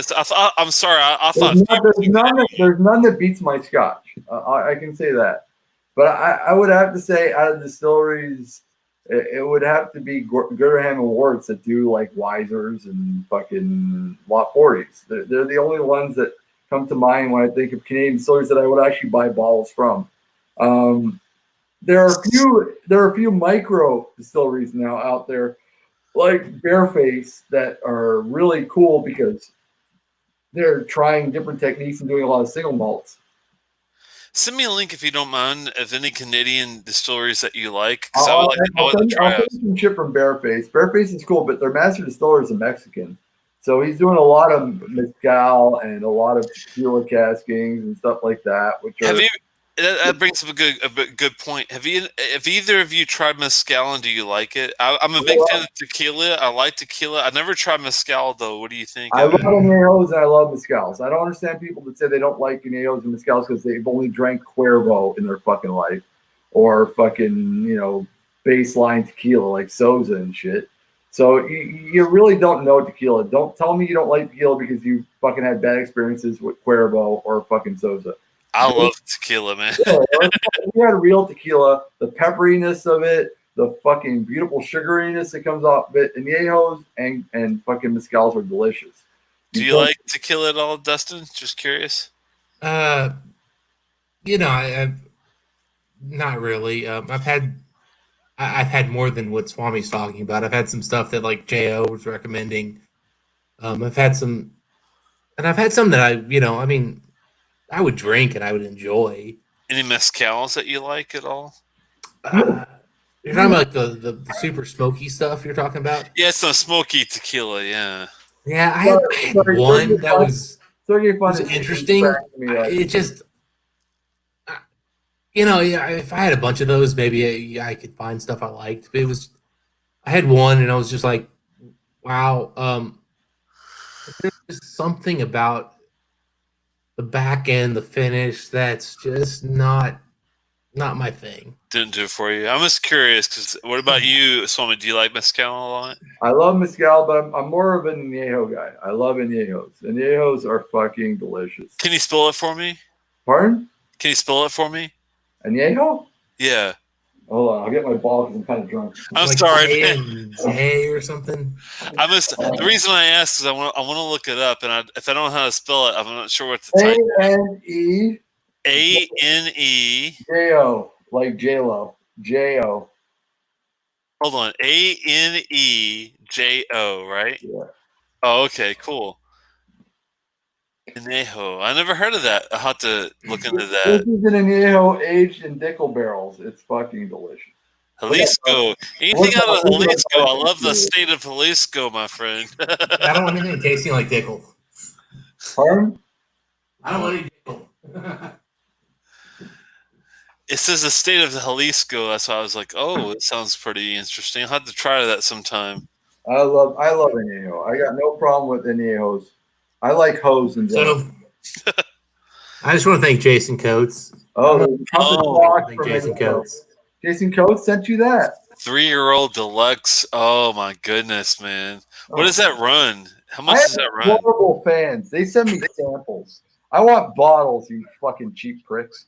Well, I paid him for the cost. I paid the price, but so the beauty of this. So this was a 2017 release of Compass box that I bought. This is the most expensive whiskey I had ever bought when I bought this bottle back in 2017. Oh my goodness! What does it run? It was $300 back then. Okay. And Jason found it for $250. Wow. And shipping, it was about $290, $283 or something. This is 90% Kalila 24-year-old. Oh wow! It's like 9-point-something%. 20-year-old Talisker first fill sherry.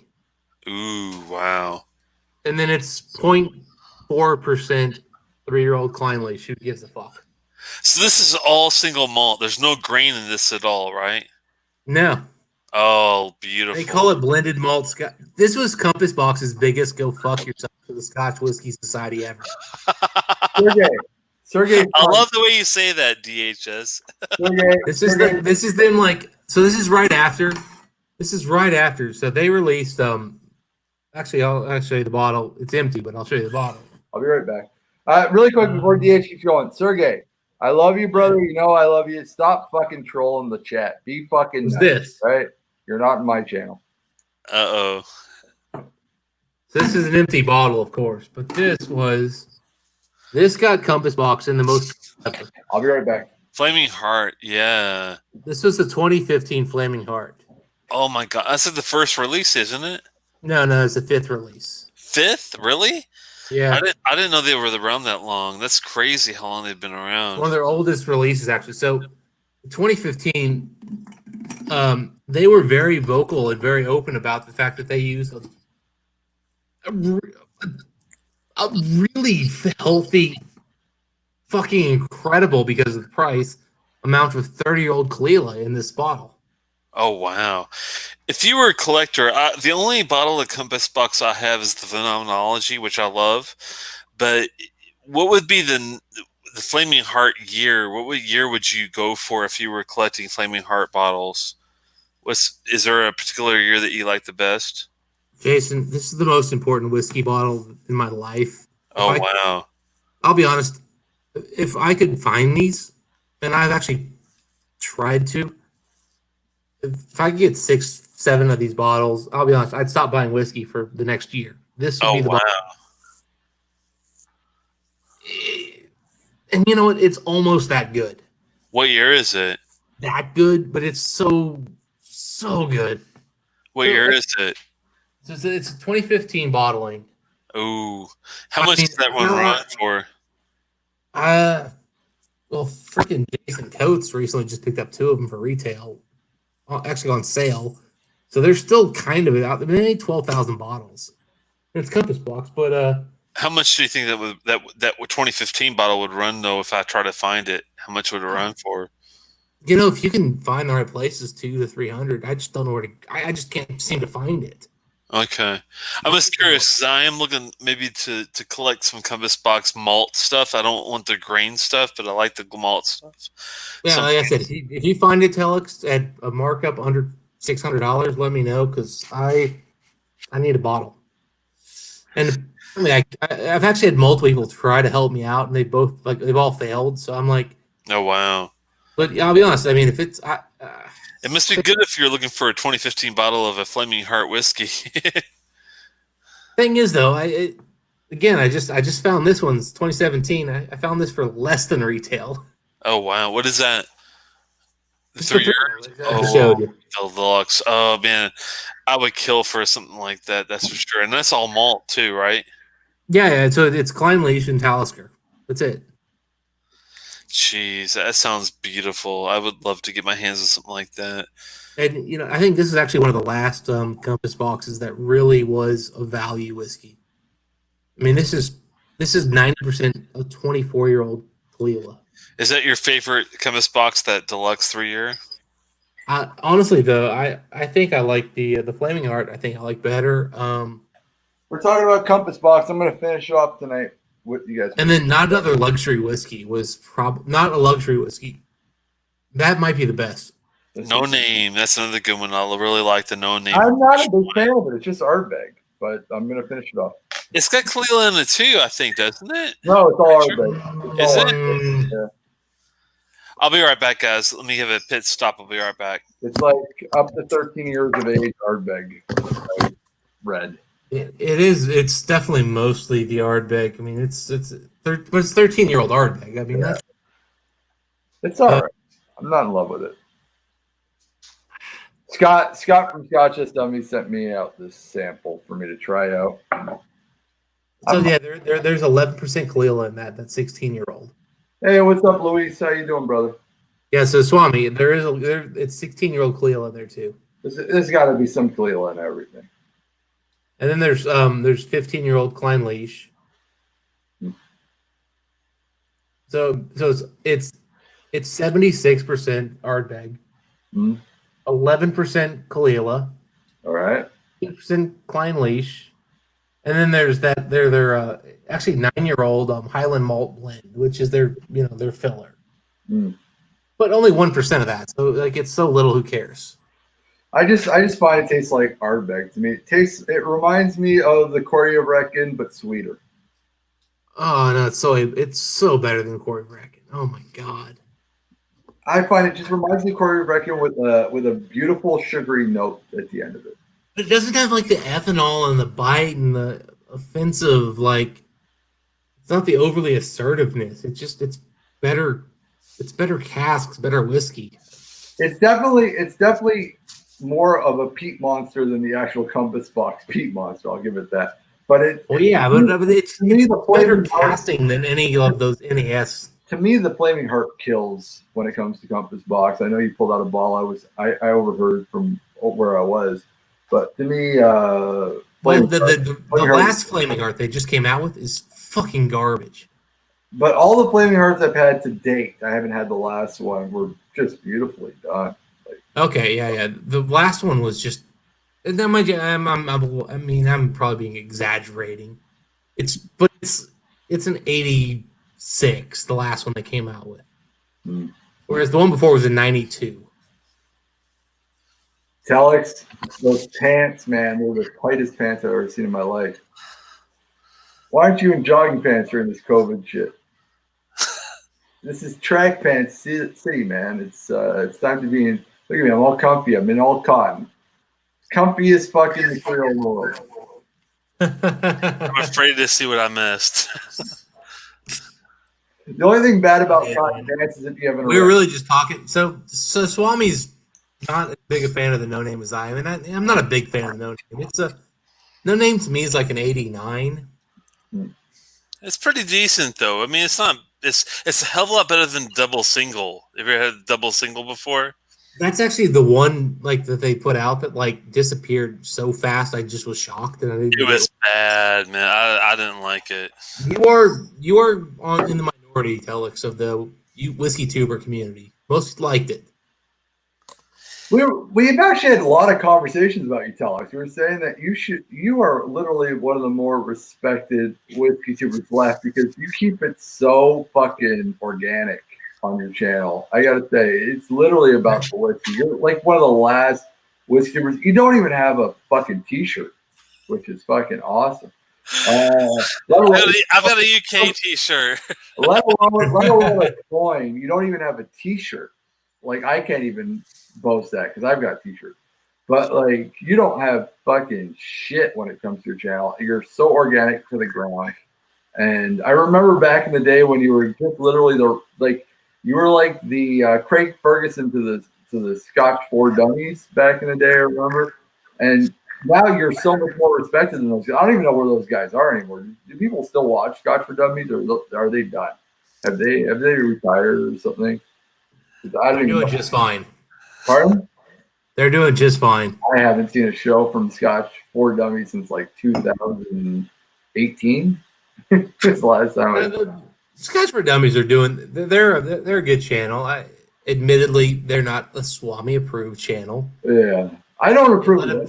They let way too many people get involved who are profiting off of that. And I'll be honest, I'm kind of with everybody else who gets a little frustrated with the Scotch Malt Whiskey Society. Yeah. Like this thing, we're all whiskey fan. We have to be a member. We have to buy all their bottles. There's no one on YouTube that hates me more than the rep for the Scotch Malt Whiskey Society. He despises me. I have a great time with him. What's his name again? I don't even know who he is, but he hates me. It's good. But that said, though, I actually the Scotch 4 Dummies did send me a 5-ounce sample of one of their the Scotch Malt Whiskey Society bottles, and I'll tell you what, based on what it was going, and I can't remember, it was I can't remember what it was, but I'll tell you what, it was a damn good pour for what it was when they would have charged for it. Listen. Scotch Malt Society bottles really. What Swami's going to bitch out is the shipping cost, and yes, no, it's not the shipping cost. Scotch Malt Society, what they have over Gordon MacPhail, Montgomery's, Cadenhead, and a few other of the independent bottlers is that Scotch Malt Society luckily has a lot of sherry barrels that they get to age their shit in a lot of sherry oak. Whereas And they ship. the other independents are mostly bourbon casks. So that's the thing is they ship to us. Yeah. So I mean, like, I keep going back to. I mean, you know, I'll tell you, I can't. There's like 3 sherry cask finished whiskeys near me, and they're all like hints of sherry. Yeah. The answer, Richie, yes, is Ben is one of the SMWS guys. It's Ben. It's the fucking guy with the slick back hair. I can't stand him. Fuck. The pretty boy, and you know, I'll be honest. I'm kind of torn between these guys. With the SMWS, it's like I appreciate what they're trying to do with giving us access to casks that are, you know, above the green. You know, a really classic peated Glenturret cask for 11, 12 years. I can get that way. The shipping cost is very, very high. I'm of the mind that you let the whiskey speak for itself. And the best way for whiskey to speak for itself is to be fully matured in fucking bourbon casking. And that's just the way I feel. Sherry casking is great, all right? I understand it's great for people that are new to whiskey and that they need something extra. But let's say people like DH, yourself, and myself that have been drinking whiskey for a while, we no longer need that pleasant sugar note anymore to keep us involved. It's not like we don't need chocolate syrup added to our milk anymore to enjoy milk. We're adults. So, hey, Swami, I'm just going to go ahead and tell you right now. Yeah. Cadenhead, first fill, 28-year-old Highland Park is one of the 3 best whiskeys I've ever had in my life. I've got a 6. Here's one of my favorite independent bottles. Cadenhead, you said, right? All right. Yeah. $130.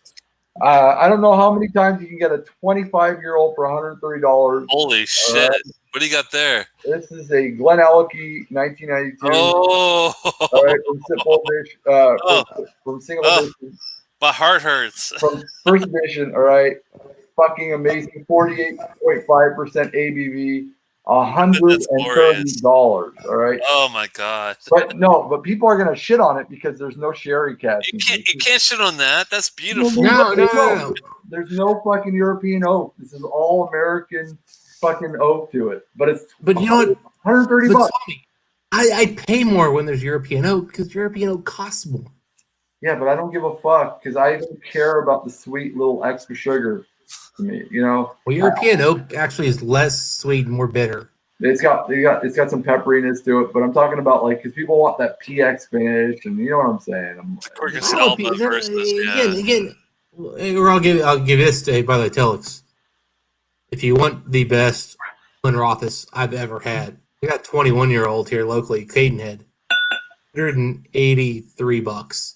Oh wow! It's jaw-dropping.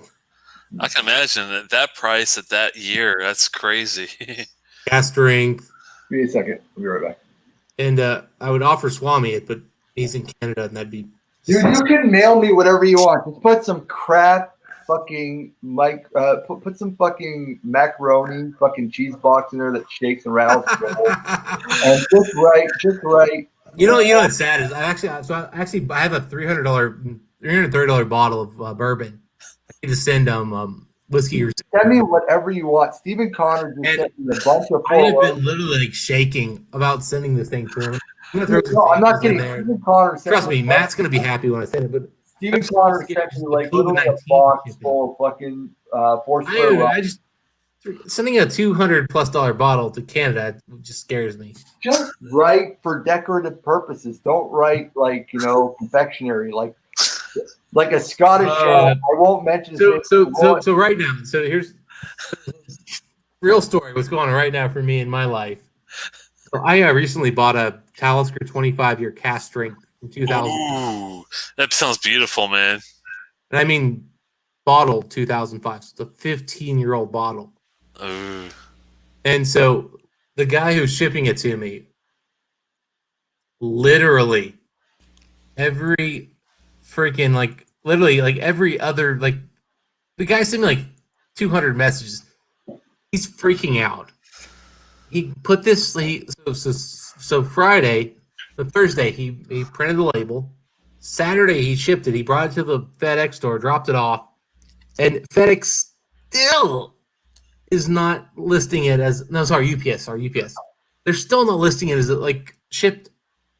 And he's just like, "Did you get it today?" And I'm like, "I hope not, because dear God, if it showed up here, I didn't see it."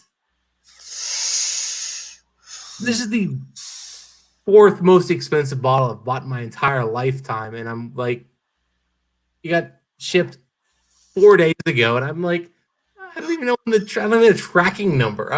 It'll take some time. Don't freak out yet. The thing is, though, the shipper's freaking out. I'm like, I've never had a shipper freak out like this. I'm like, what the fuck?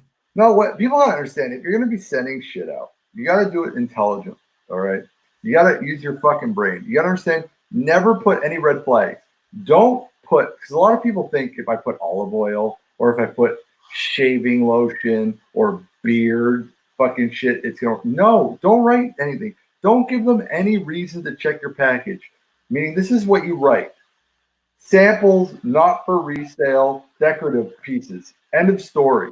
That's what you write. You don't write anything else, and you can mail it anywhere you want around the world.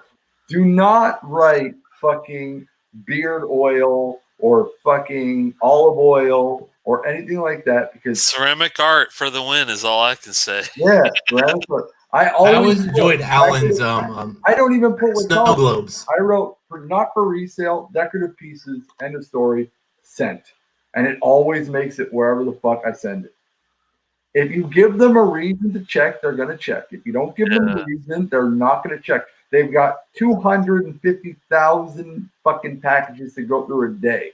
If you don't give them a reason, they're not going to look.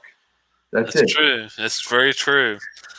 Just make it ceramic art and send it on its way, because it is ceramic art. You're not lying. Yeah, like I said, I don't ship much. The thing is, honestly, I've been holding on to something from Matt from Whiskey Crusaders. So I've got Lost Prophet 22 year, which if you know bourbon, it's a 22-year-old George T. Stagg. I love it. Wow. Matt awesome. Matt has a very eclectic collection. Matt collects he likes collecting bitters. He collects fucking different cocktail mixes. He collects everything that's like spiritual or fucking alcohol related. And I think that's fucking awesome. As much as me and Matt disagree when it comes to the tribe, we're actually good friends. We actually like each other a lot. And I will always support Matt. For that, I've talked to Matt about you, actually. Yeah. Dude, I mean, Matt and I talk a lot. And Matt likes me, and I like Matt. I don't know what it is. We like each other, but we hate. He knows I hate the tribe, but we get along really well. Other than the tribe shit. It's like, he knows I hate the tribe too. Trust me, Matt doesn't care. Yeah, he doesn't give a fuck, and we get along. That's trying so hard to get me to go down there for Texas in October. Oh, fuck the tribe. He to join us, and I'm like, that's like the thing I don't want to do. Hey, Stephen Connor, good to see you, man. Stephen Connor, I didn't know you were in the chat. I was looking for you earlier, but I didn't see you. I actually watched this week. I didn't say anything, but I was watching a certain channel that we don't like each other very much. I don't care. Roy Aquavite, and he was complaining about how many whiskey channels were out there now. And I'm like, go fuck yourself, man. And I saw he got some hate on that video, and I'm happy. Finally, someone fucking called him out. It's like, what are you getting mad because other people open up a channel? You're the only person allowed to have a fucking whiskey channel? Fuck off. It's you. If they want to have a fucking whiskey channel, they can have a whiskey channel. He's lucky he's in fucking Scotland, because that's the only thing that's really like the extra thing there. You know what I mean? Yeah. Well, no. The only reason why people love him is he's got his little fucking accent. And he's super friendly and sweet. Fuck. And I'm like, oh. But I know him personally, and I know what kind of dick they. Roy, come on, Swami. Oh, I know him personally. You don't. I know him freaking awesome. I was the first channel to have him, by the way, live on. All right, and I've known Roy for 7 years, and his fucking video last week about fucking complaining about other whiskey channels out there. I was like, finally, the real Roy is coming out. Fuck, good. All right. But you gotta give Roy respect, man. Like, no, I don't. I was out before reviews him. are freaking great. I was out before him, so fuck him. I'm just saying, usually he's okay. Yeah, usually he's okay. Now, his live streams, I used to enjoy them, but I'll be honest, they've gotten to the point where they're just not. They're not. All fun. he says is like, "Oh, welcome, whiskey people. Love to see you. Oh, super chat. Thank you very much. Oh, I love you. Oh." I'm like, fuck, I can't take that for like 20 minutes. Yeah. Like Mr. Rogers. The problem is, though, like, it's not his fault the channel got so popular. Oh, whatever. Like, I mean, the reality is he was really engaging and nice guy until, like, it got to where there's, like, 400. As much of an asshole as I am, I've never complained about the number of whiskey channels out there. Everybody, all of you people that have a collection of whiskey, if you want to have a review channel, do it. Fucking pump the shit out. If you're liked, you're liked. Look at all the bourbon guys out there. Bourbon junkies, 275 fucking people watching every fucking night. ADHD, love you. Keep it up. You're fucking funny. I don't agree with you with anything you say about whiskey, but you're funny as fuck. Stick around. Agree. ADHD does not know whiskey at all. I whiskey, she wines. Bobby and Sam. Sam is slightly retarded. Bobby, you rock. Keep it up. So Richie's D's on right. Swami's on fire tonight. All right, but no, I'm very close friends with Sam. She knows I'm joking, but she's my favorite cunt. She's my favorite cunt on YouTube. I love her. All right. I'll be honest. I know Bobby. You know them personally. I know. If Swami didn't know them, I would probably be like, yeah, he knows I know them. We're good friends. I'll boot him, and I know them in person. I know them well. Actually, we live together. Yeah, I know Sam a lot. She's a good friend of mine. And I love her.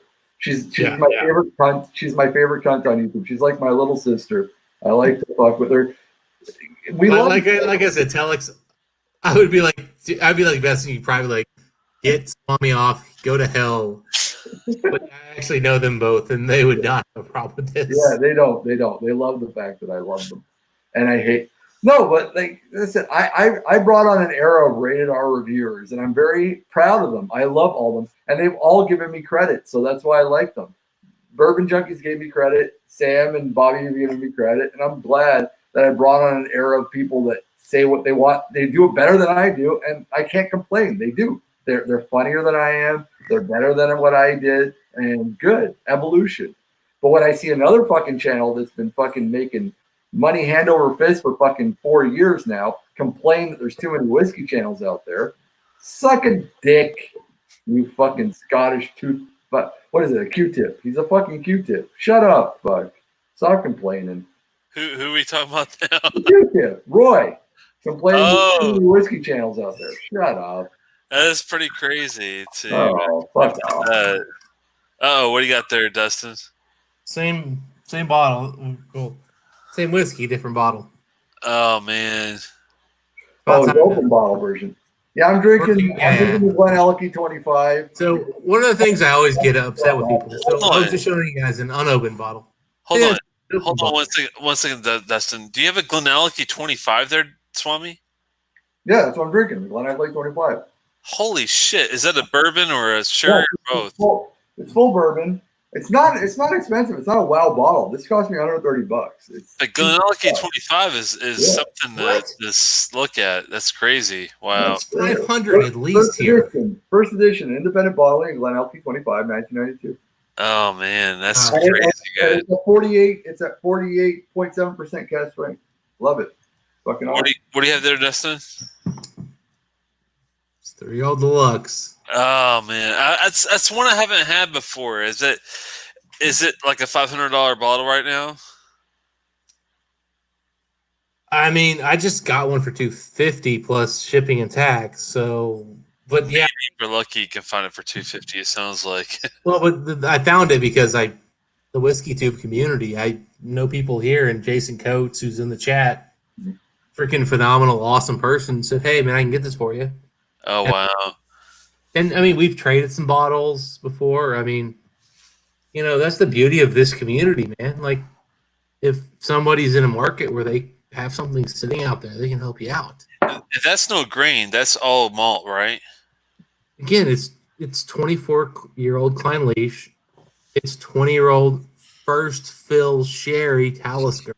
Dustin, what do you think about all the professionals, the they are. I'm not even going to air quote it. They are actually professionals. About the professional whiskey tasters that's saying that you shouldn't actually eye the legs. You should be eyeing the whiskey and seeing a green tint for the texture that's supposed to come through on the mouthfeel. You're supposed to see a green tint on a whiskey for a high viscosity. What do you think of that? I go for the legs first. That's missed me though.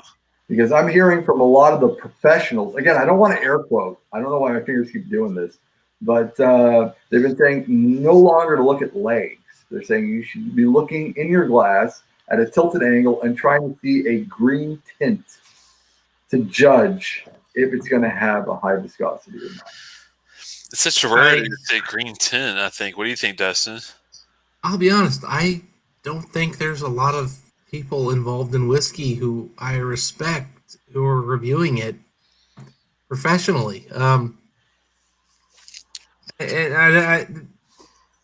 So the one person I always give shit for, and I'll just keep doing it because I want to keep it to one person because I don't want to spread it. Yeah. Minnick in bourbon, like he's a moron. He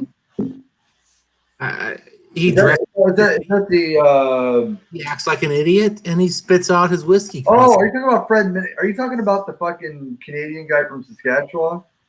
No, no, Fred. He wears the fucking.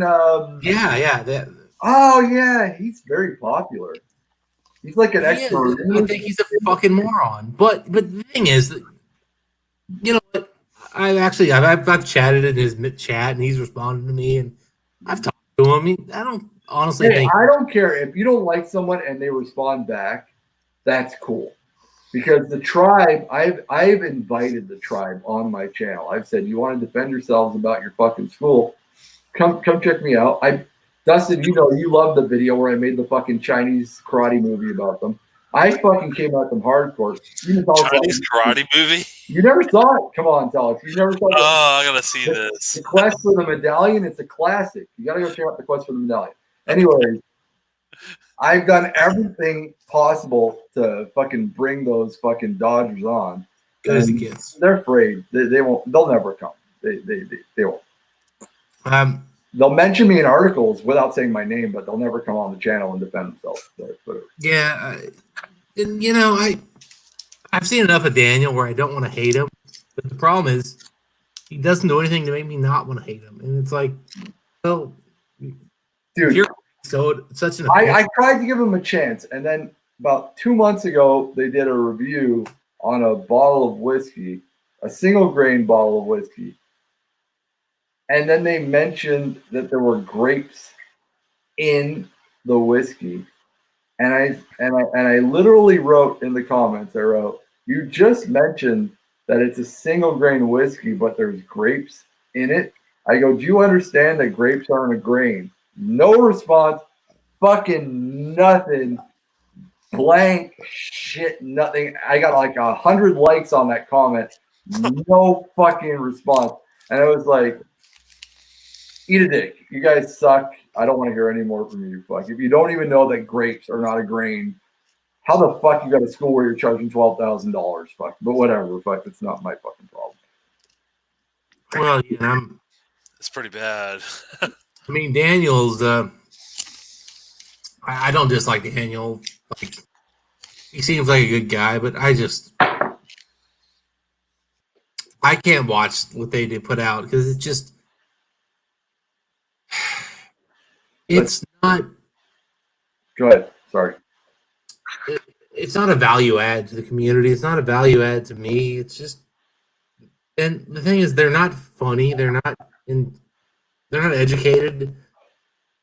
They got really lucky that they're entertaining. A bunch of sorry guys who have ever donated to them. A bunch of fucking lonely people donated to get them a distillery going. You know. Well, but you know, you know what, Swami, I think the Survivor's terrible. I think the Bachelor's terrible. I agree. But you know what?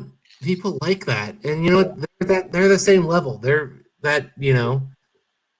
Yeah, but it annoys me as garbage stuff, but that people one of the originals, and I don't get mad about my views. I understand. I'm an acquired taste. People like me that like me. They don't like me. They don't like me. That's chill.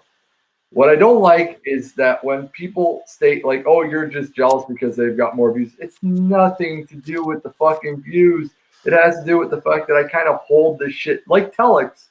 Hold on. Like under 1,000 holds this stuff kind of sacred to them because it's important to us. Even Dustin, you don't even have a channel, but you have to admit it's kind of important to us because it's something that we respect. We wouldn't be in it if we didn't respect it. We respect it. I can be right back, guys. I got food delivering here, but I'll be right back. I'm curious about what Stephen Connor says he has issues with the Whiskey Tribe. What are those issues? I'm just curious. Definitely be very open about what your experience is with those guys because I'm curious on that one. I have no experience with them. They will not. I've tried to. I'm not even kidding. I've tried to question them on their videos. I've tried to fucking find some, but they will not respond. I've had Josh Peters on my channel from the Whiskey Jug. Everyone knows who Josh Peters is. Everyone knows the Whiskey Jug. He's the #1 blog whiskey independent blog site in the world. And he's had issues with the Whiskey Vault in the past too. Wow. All right. So, just. I'm curious what they are because I never tried to contact them. I never tried to have any conversation with them, but I do know who they are. I know They're a marketing school. They're a marketing school that tries to cover themselves off as whiskey experts. But once they realize that people understand they're not whiskey experts, they've literally just went the other direction and said we're a marketing school. End of story.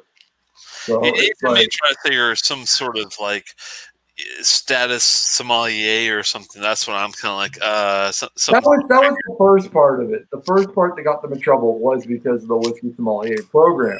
But since then they've let go of the Whiskey Sommelier program. It's now called the marketing program because they understood that once about 12% of people were smart enough to realize that they were full of shit, they got rid of that whole sommelier program thing and it became a marketing school. Period.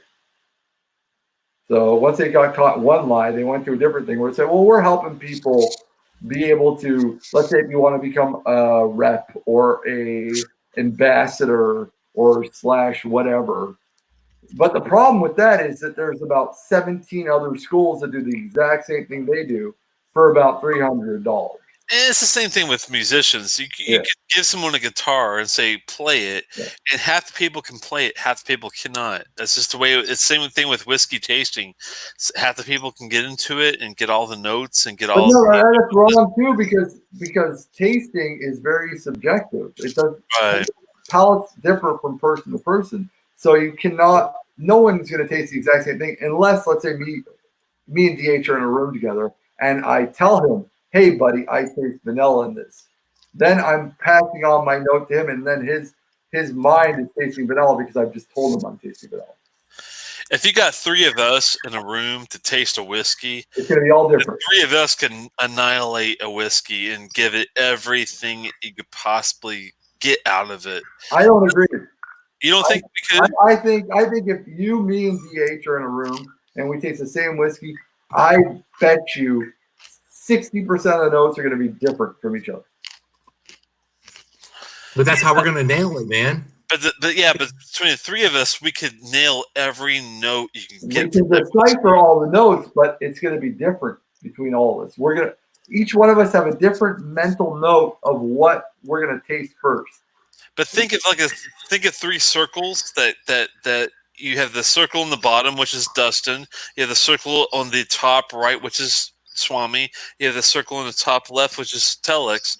We can cover all of those nuances of a whiskey. So if Bunnahabhain had a new release, let's say that's a 20 year, let's say they have a 20-year release, and they want to know what we get out of it. If they send it to you, me, and Dustin, I bet you the 3 of us could probably cover pretty much everything that they could probably release. But I bet you all of our notes from top to bottom will be completely different. But that's not a bad thing. I think we hit a lot of similar notes. We'll get similarities, but our first note, first contact, first taste, first profile is going to come from memory.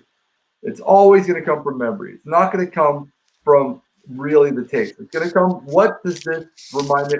If I'm not taking notes, if I am just doing it straightforward blind, it's going to come from fucking memory. Well, but at the end of the day, though, like we all try something. Like if I give you a mostly bourbon filled Highland or Speyside, you're gonna come up with some kind of orchard fruit tropical thing. It's gonna be orchard fruit tropical thing with the vanilla aftertaste, of course. Yeah, and so, but that's chemical. But after that, no. But the point is, if you don't get that, it's like, well, what were you tasting?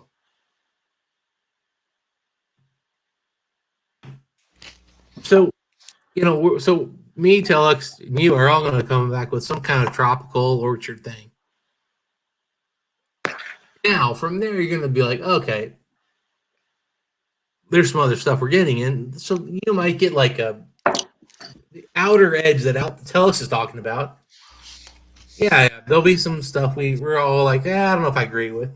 But we'll get some stuff that's there.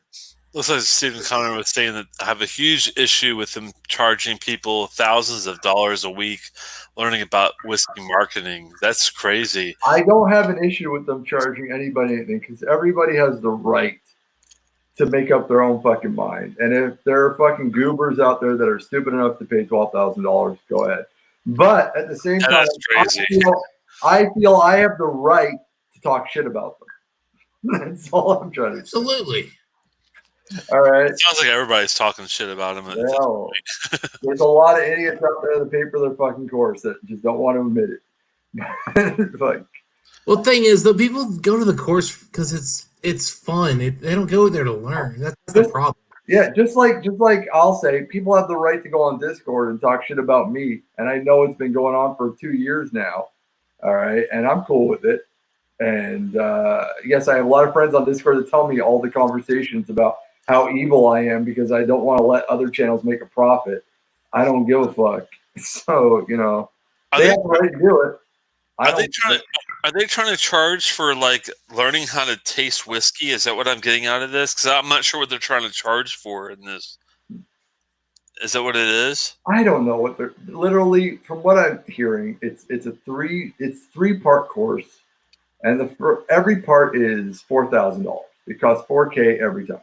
Jesus Christ, man! You and I and Dustin could charge the same thing for like a course how to taste whiskey, and right now they're much better return of their investment. I would say.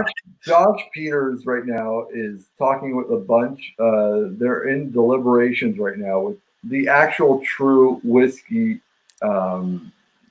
elite in North America that are going to start a school for whiskey ambassadorship. They're going to call it a different program. It's not going to be a sommelier. Dustin fell off. I don't know if he's coming back. Anyways, so Justin Peters came up with a course, and supposedly it's going to be about $800 for the course. Wow. All right. So this is going to be an actual accredited course. Do you get a message from Dustin? I don't know. He'd like disappear. If I see him pop back in the bottom, I'll add him. I haven't seen him until he comes back. I'll message him on Facebook. Anyway, so I know from Josh Peters, there's going to be a course that's coming out, and it's in the works right now. And it's supposed to be an actual real accredited course. Wow. And it's going to be about $800.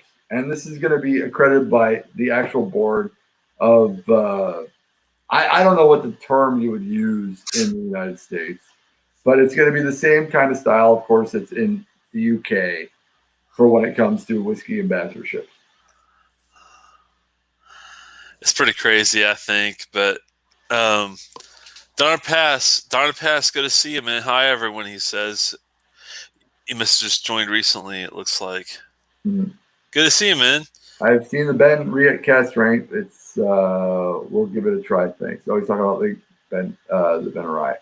Ben Riot is beautiful shit, man. I I need to try some of their higher end stuff. I've only had their 10 and their Curiositas, which is their peated 10. I haven't had any of their really high end. Have you tried the Septum Decim at least, the 17-year-old? Yeah, I like the Septum Decim. I've tried the Soltis as well, which is a really good whiskey, but I'm trying to think of, I don't think I've had anything like 20 or above. I reviewed last year the 23-year-old rum cask. It was really nice. It was really nice. I really enjoyed it. The only Benriach that I've ever had that didn't float my boat was the 15-year-old. The one that everyone loved the 15-year-old. I was the only one that was not a big fan of the Benriach 15-year-old. I never tried it. Was it a certain cask? It was the sherry cask, if I can recall. No, it was a port cask. And that's probably the reason why. Port casks are a hit and miss. It gave me fucking heartburn, like there was no tomorrow. And I remember I was really disappointed because it gave me heartburn. And then I did it a second time to see if maybe it was just a one-off that I ate something wrong. And it gave me heartburn again. Oh, wow. Something about it. But that's maybe just me. It just didn't react well with my body. I was getting heartburn every time I had it. Port casks are kind of one of those hit and miss, like more misses than hits. I think on port cask mature deals. Have you ever had the luxury of trying either a Bordeaux from Lafroig or the Carriages from 2013, the Port Wood? I've never had a Carriages I've liked. So you haven't had that? Have you ever? Did you ever have the Bordeaux? Brodir. To go on Lafroig about because I've literally stated and I've stated over and over again. My favorite Lafroig is the quarter cask, and everything else falls flat to me. No, I agree. But if you ever have a chance, if you want to try a really good port cask matured whiskey outside of the, Kilhoman's was okay, but the best port matured cask whiskey I've ever had was either two. One of the Bordir, Brodir, if you find out Lafroig, is really good. Or the Portwood 2013 Carriages. That one's really good. I got to say my favorite port casts that I've had to date are between two. Tomatin 14-year-old and the Glen. And you guys know I like it because I hate Glenmorangie. Glenmorangie, fucking Port Quinta Rubin. All right. Those are my two favorite port casts. What was the first one? First one was a Tomatin 14-year-old port cask. Which 14? Tomatin. Oh, Tomatin 14 port cask. Okay. Yeah. I agree with the port. Tomatin has a good port cask. I will agree with that, definitely. They know how to do a port cask. What was the second one? The Glenmorangie. The Quinta Rubin. Oh, the Quinta Rubin, yeah. Okay. The 14-year or the 12-year or either one? Both are great. I hear you. A lot of hazelnuts, and I gotcha. Yeah, that's a good one. I think port cask needs to be in a delicate whiskey for it to shine, and I don't find that it works well on a peated. No, I agree with you. The Glendronach port, the peated port, I want to say, that didn't do it for me. I even let it out. I mean, I had to have it out for like 45 minutes before it would even mature enough, like to oxidize enough to get me what I wanted. And it still was not. It was still like a 3 out of 5 kind of whiskey. It's kind of sad because I love Glendronach, but the peated portwood didn't do it for me. Have you ever had a chance to have that one? The Glendronach peated port. I don't like any Glendronach peated. There you go. Yeah. But that's kind of how I feel about Macallan's when Macallan's goes off the grid and tries to make things that are not in European sherry oak, which rarely work out for me. It's just I'm expecting a certain thing from a distillery, and to me, stick to sherry, which you know. Unfortunately for Macallan to me has to be a sherry, European, fully sherry oak Macallan. If anything else is added to Macallan, it never really comes out well for me. So same thing goes for. I would say when it comes to a port, port needs to be a delicate whiskey that needs to be added with a port. But the same way you feel about port is the same way I feel about Sauterne. I don't like Sauterne cask whiskeys.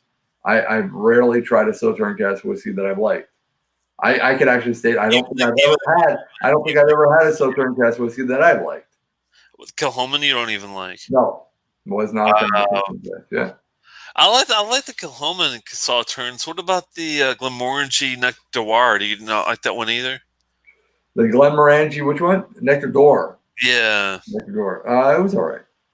That's a Sauternes cask that I think is pretty decent right. compared. It's all right. It's overpriced for a 12-year-old to me. I wouldn't pay $120 for a Nectar d'Or.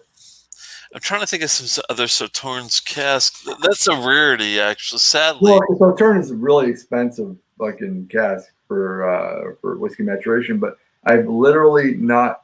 To me, Barolo, Sauterne, they just never seem to turn out. Not that they're bad, but they never seem to turn out to be exemplary for me.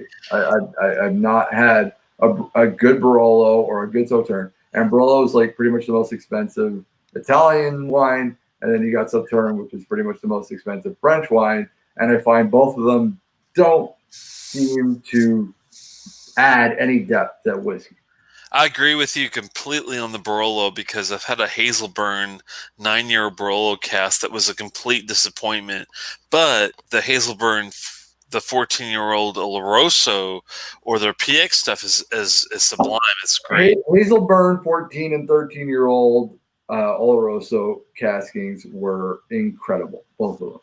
But the Barolo, if you had the Barolo, it's really I own a bottle of Barolo. I did a review with Rob Whiskey the 6 3 years ago on the Barolo, the 9-year-old, and we both kind of agreed, same thing as you, that we just didn't think that the Barolo added anything. It just felt like a Hazelburn 10.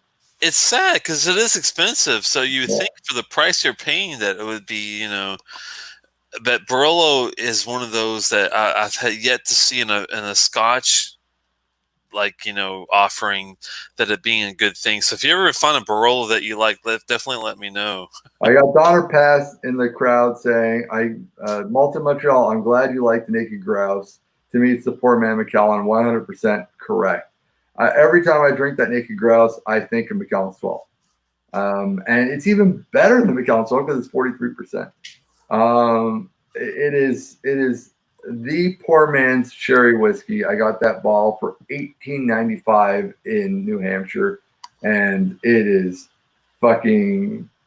It's a sherry bomb, and it's fucking nothing in price. It's beautifully done. Looks like the Tamdu Batch 2 in the glass, Swami approved as well. Yeah, the Tamdu Batch is the 1, the 2, the 3, and the 4 have always been pretty good to me. Tamdu's wonderful. Tamdu's wonderful. We were talking also before, Tomatin makes a really good sherry cask. Have you had the Tamdu 15 yet, by chance? It is sold in Quebec, but I have not had it, so I can't really. I haven't had it either. That's one of my radar. I need to get is the Tamdu 15. We both need to do that review soon, it sounds like. It's probably not that pricey, I imagine, either. Yeah. Yeah, so I'm going to finish up this whiskey. Telex, are we sticking around? How much longer do you want to do this for? Oh, we probably got to turn it out. I got to work tomorrow, unfortunately. Yeah. I really appreciate your time. And anytime you want to join, man, you're more than welcome to join the channel, as you know. And anybody that's a Swami fan is a fan of me as well. I love everybody that's watching tonight's great. I want to thank Dustin for coming on here. I know he disappeared off the face of the earth. I don't know what fucking happened. Maybe his shit died out or something. But thank you for coming in, Dustin. You're the man. And Telex, thank you for having me on. You're fucking awesome. I appreciate it, man. And I try to keep it real. Like you said, I appreciate the notes of authenticity. I try to make it about the whiskey and not really much else. If I am a fanboy of Ardbeg and Laphroaig, but I do take that into account when I'm looking at. I'll definitely admit the 4 Oak and the 1815 is not a good dram, so I will definitely let you know, even if it's like, what's the Bunnahabhain you got going on there on the table? Which one is that? This is the An Cladach. This is the limited edition. It's a travel retail exclusive, but you can order it from Whiskey Exchange, for example. It's 50%. It's cask strength. It's a good whiskey. It is a great taste if you like hazelnuts. If you don't like hazelnuts, I would stay away. It's a 3.75 out of 5.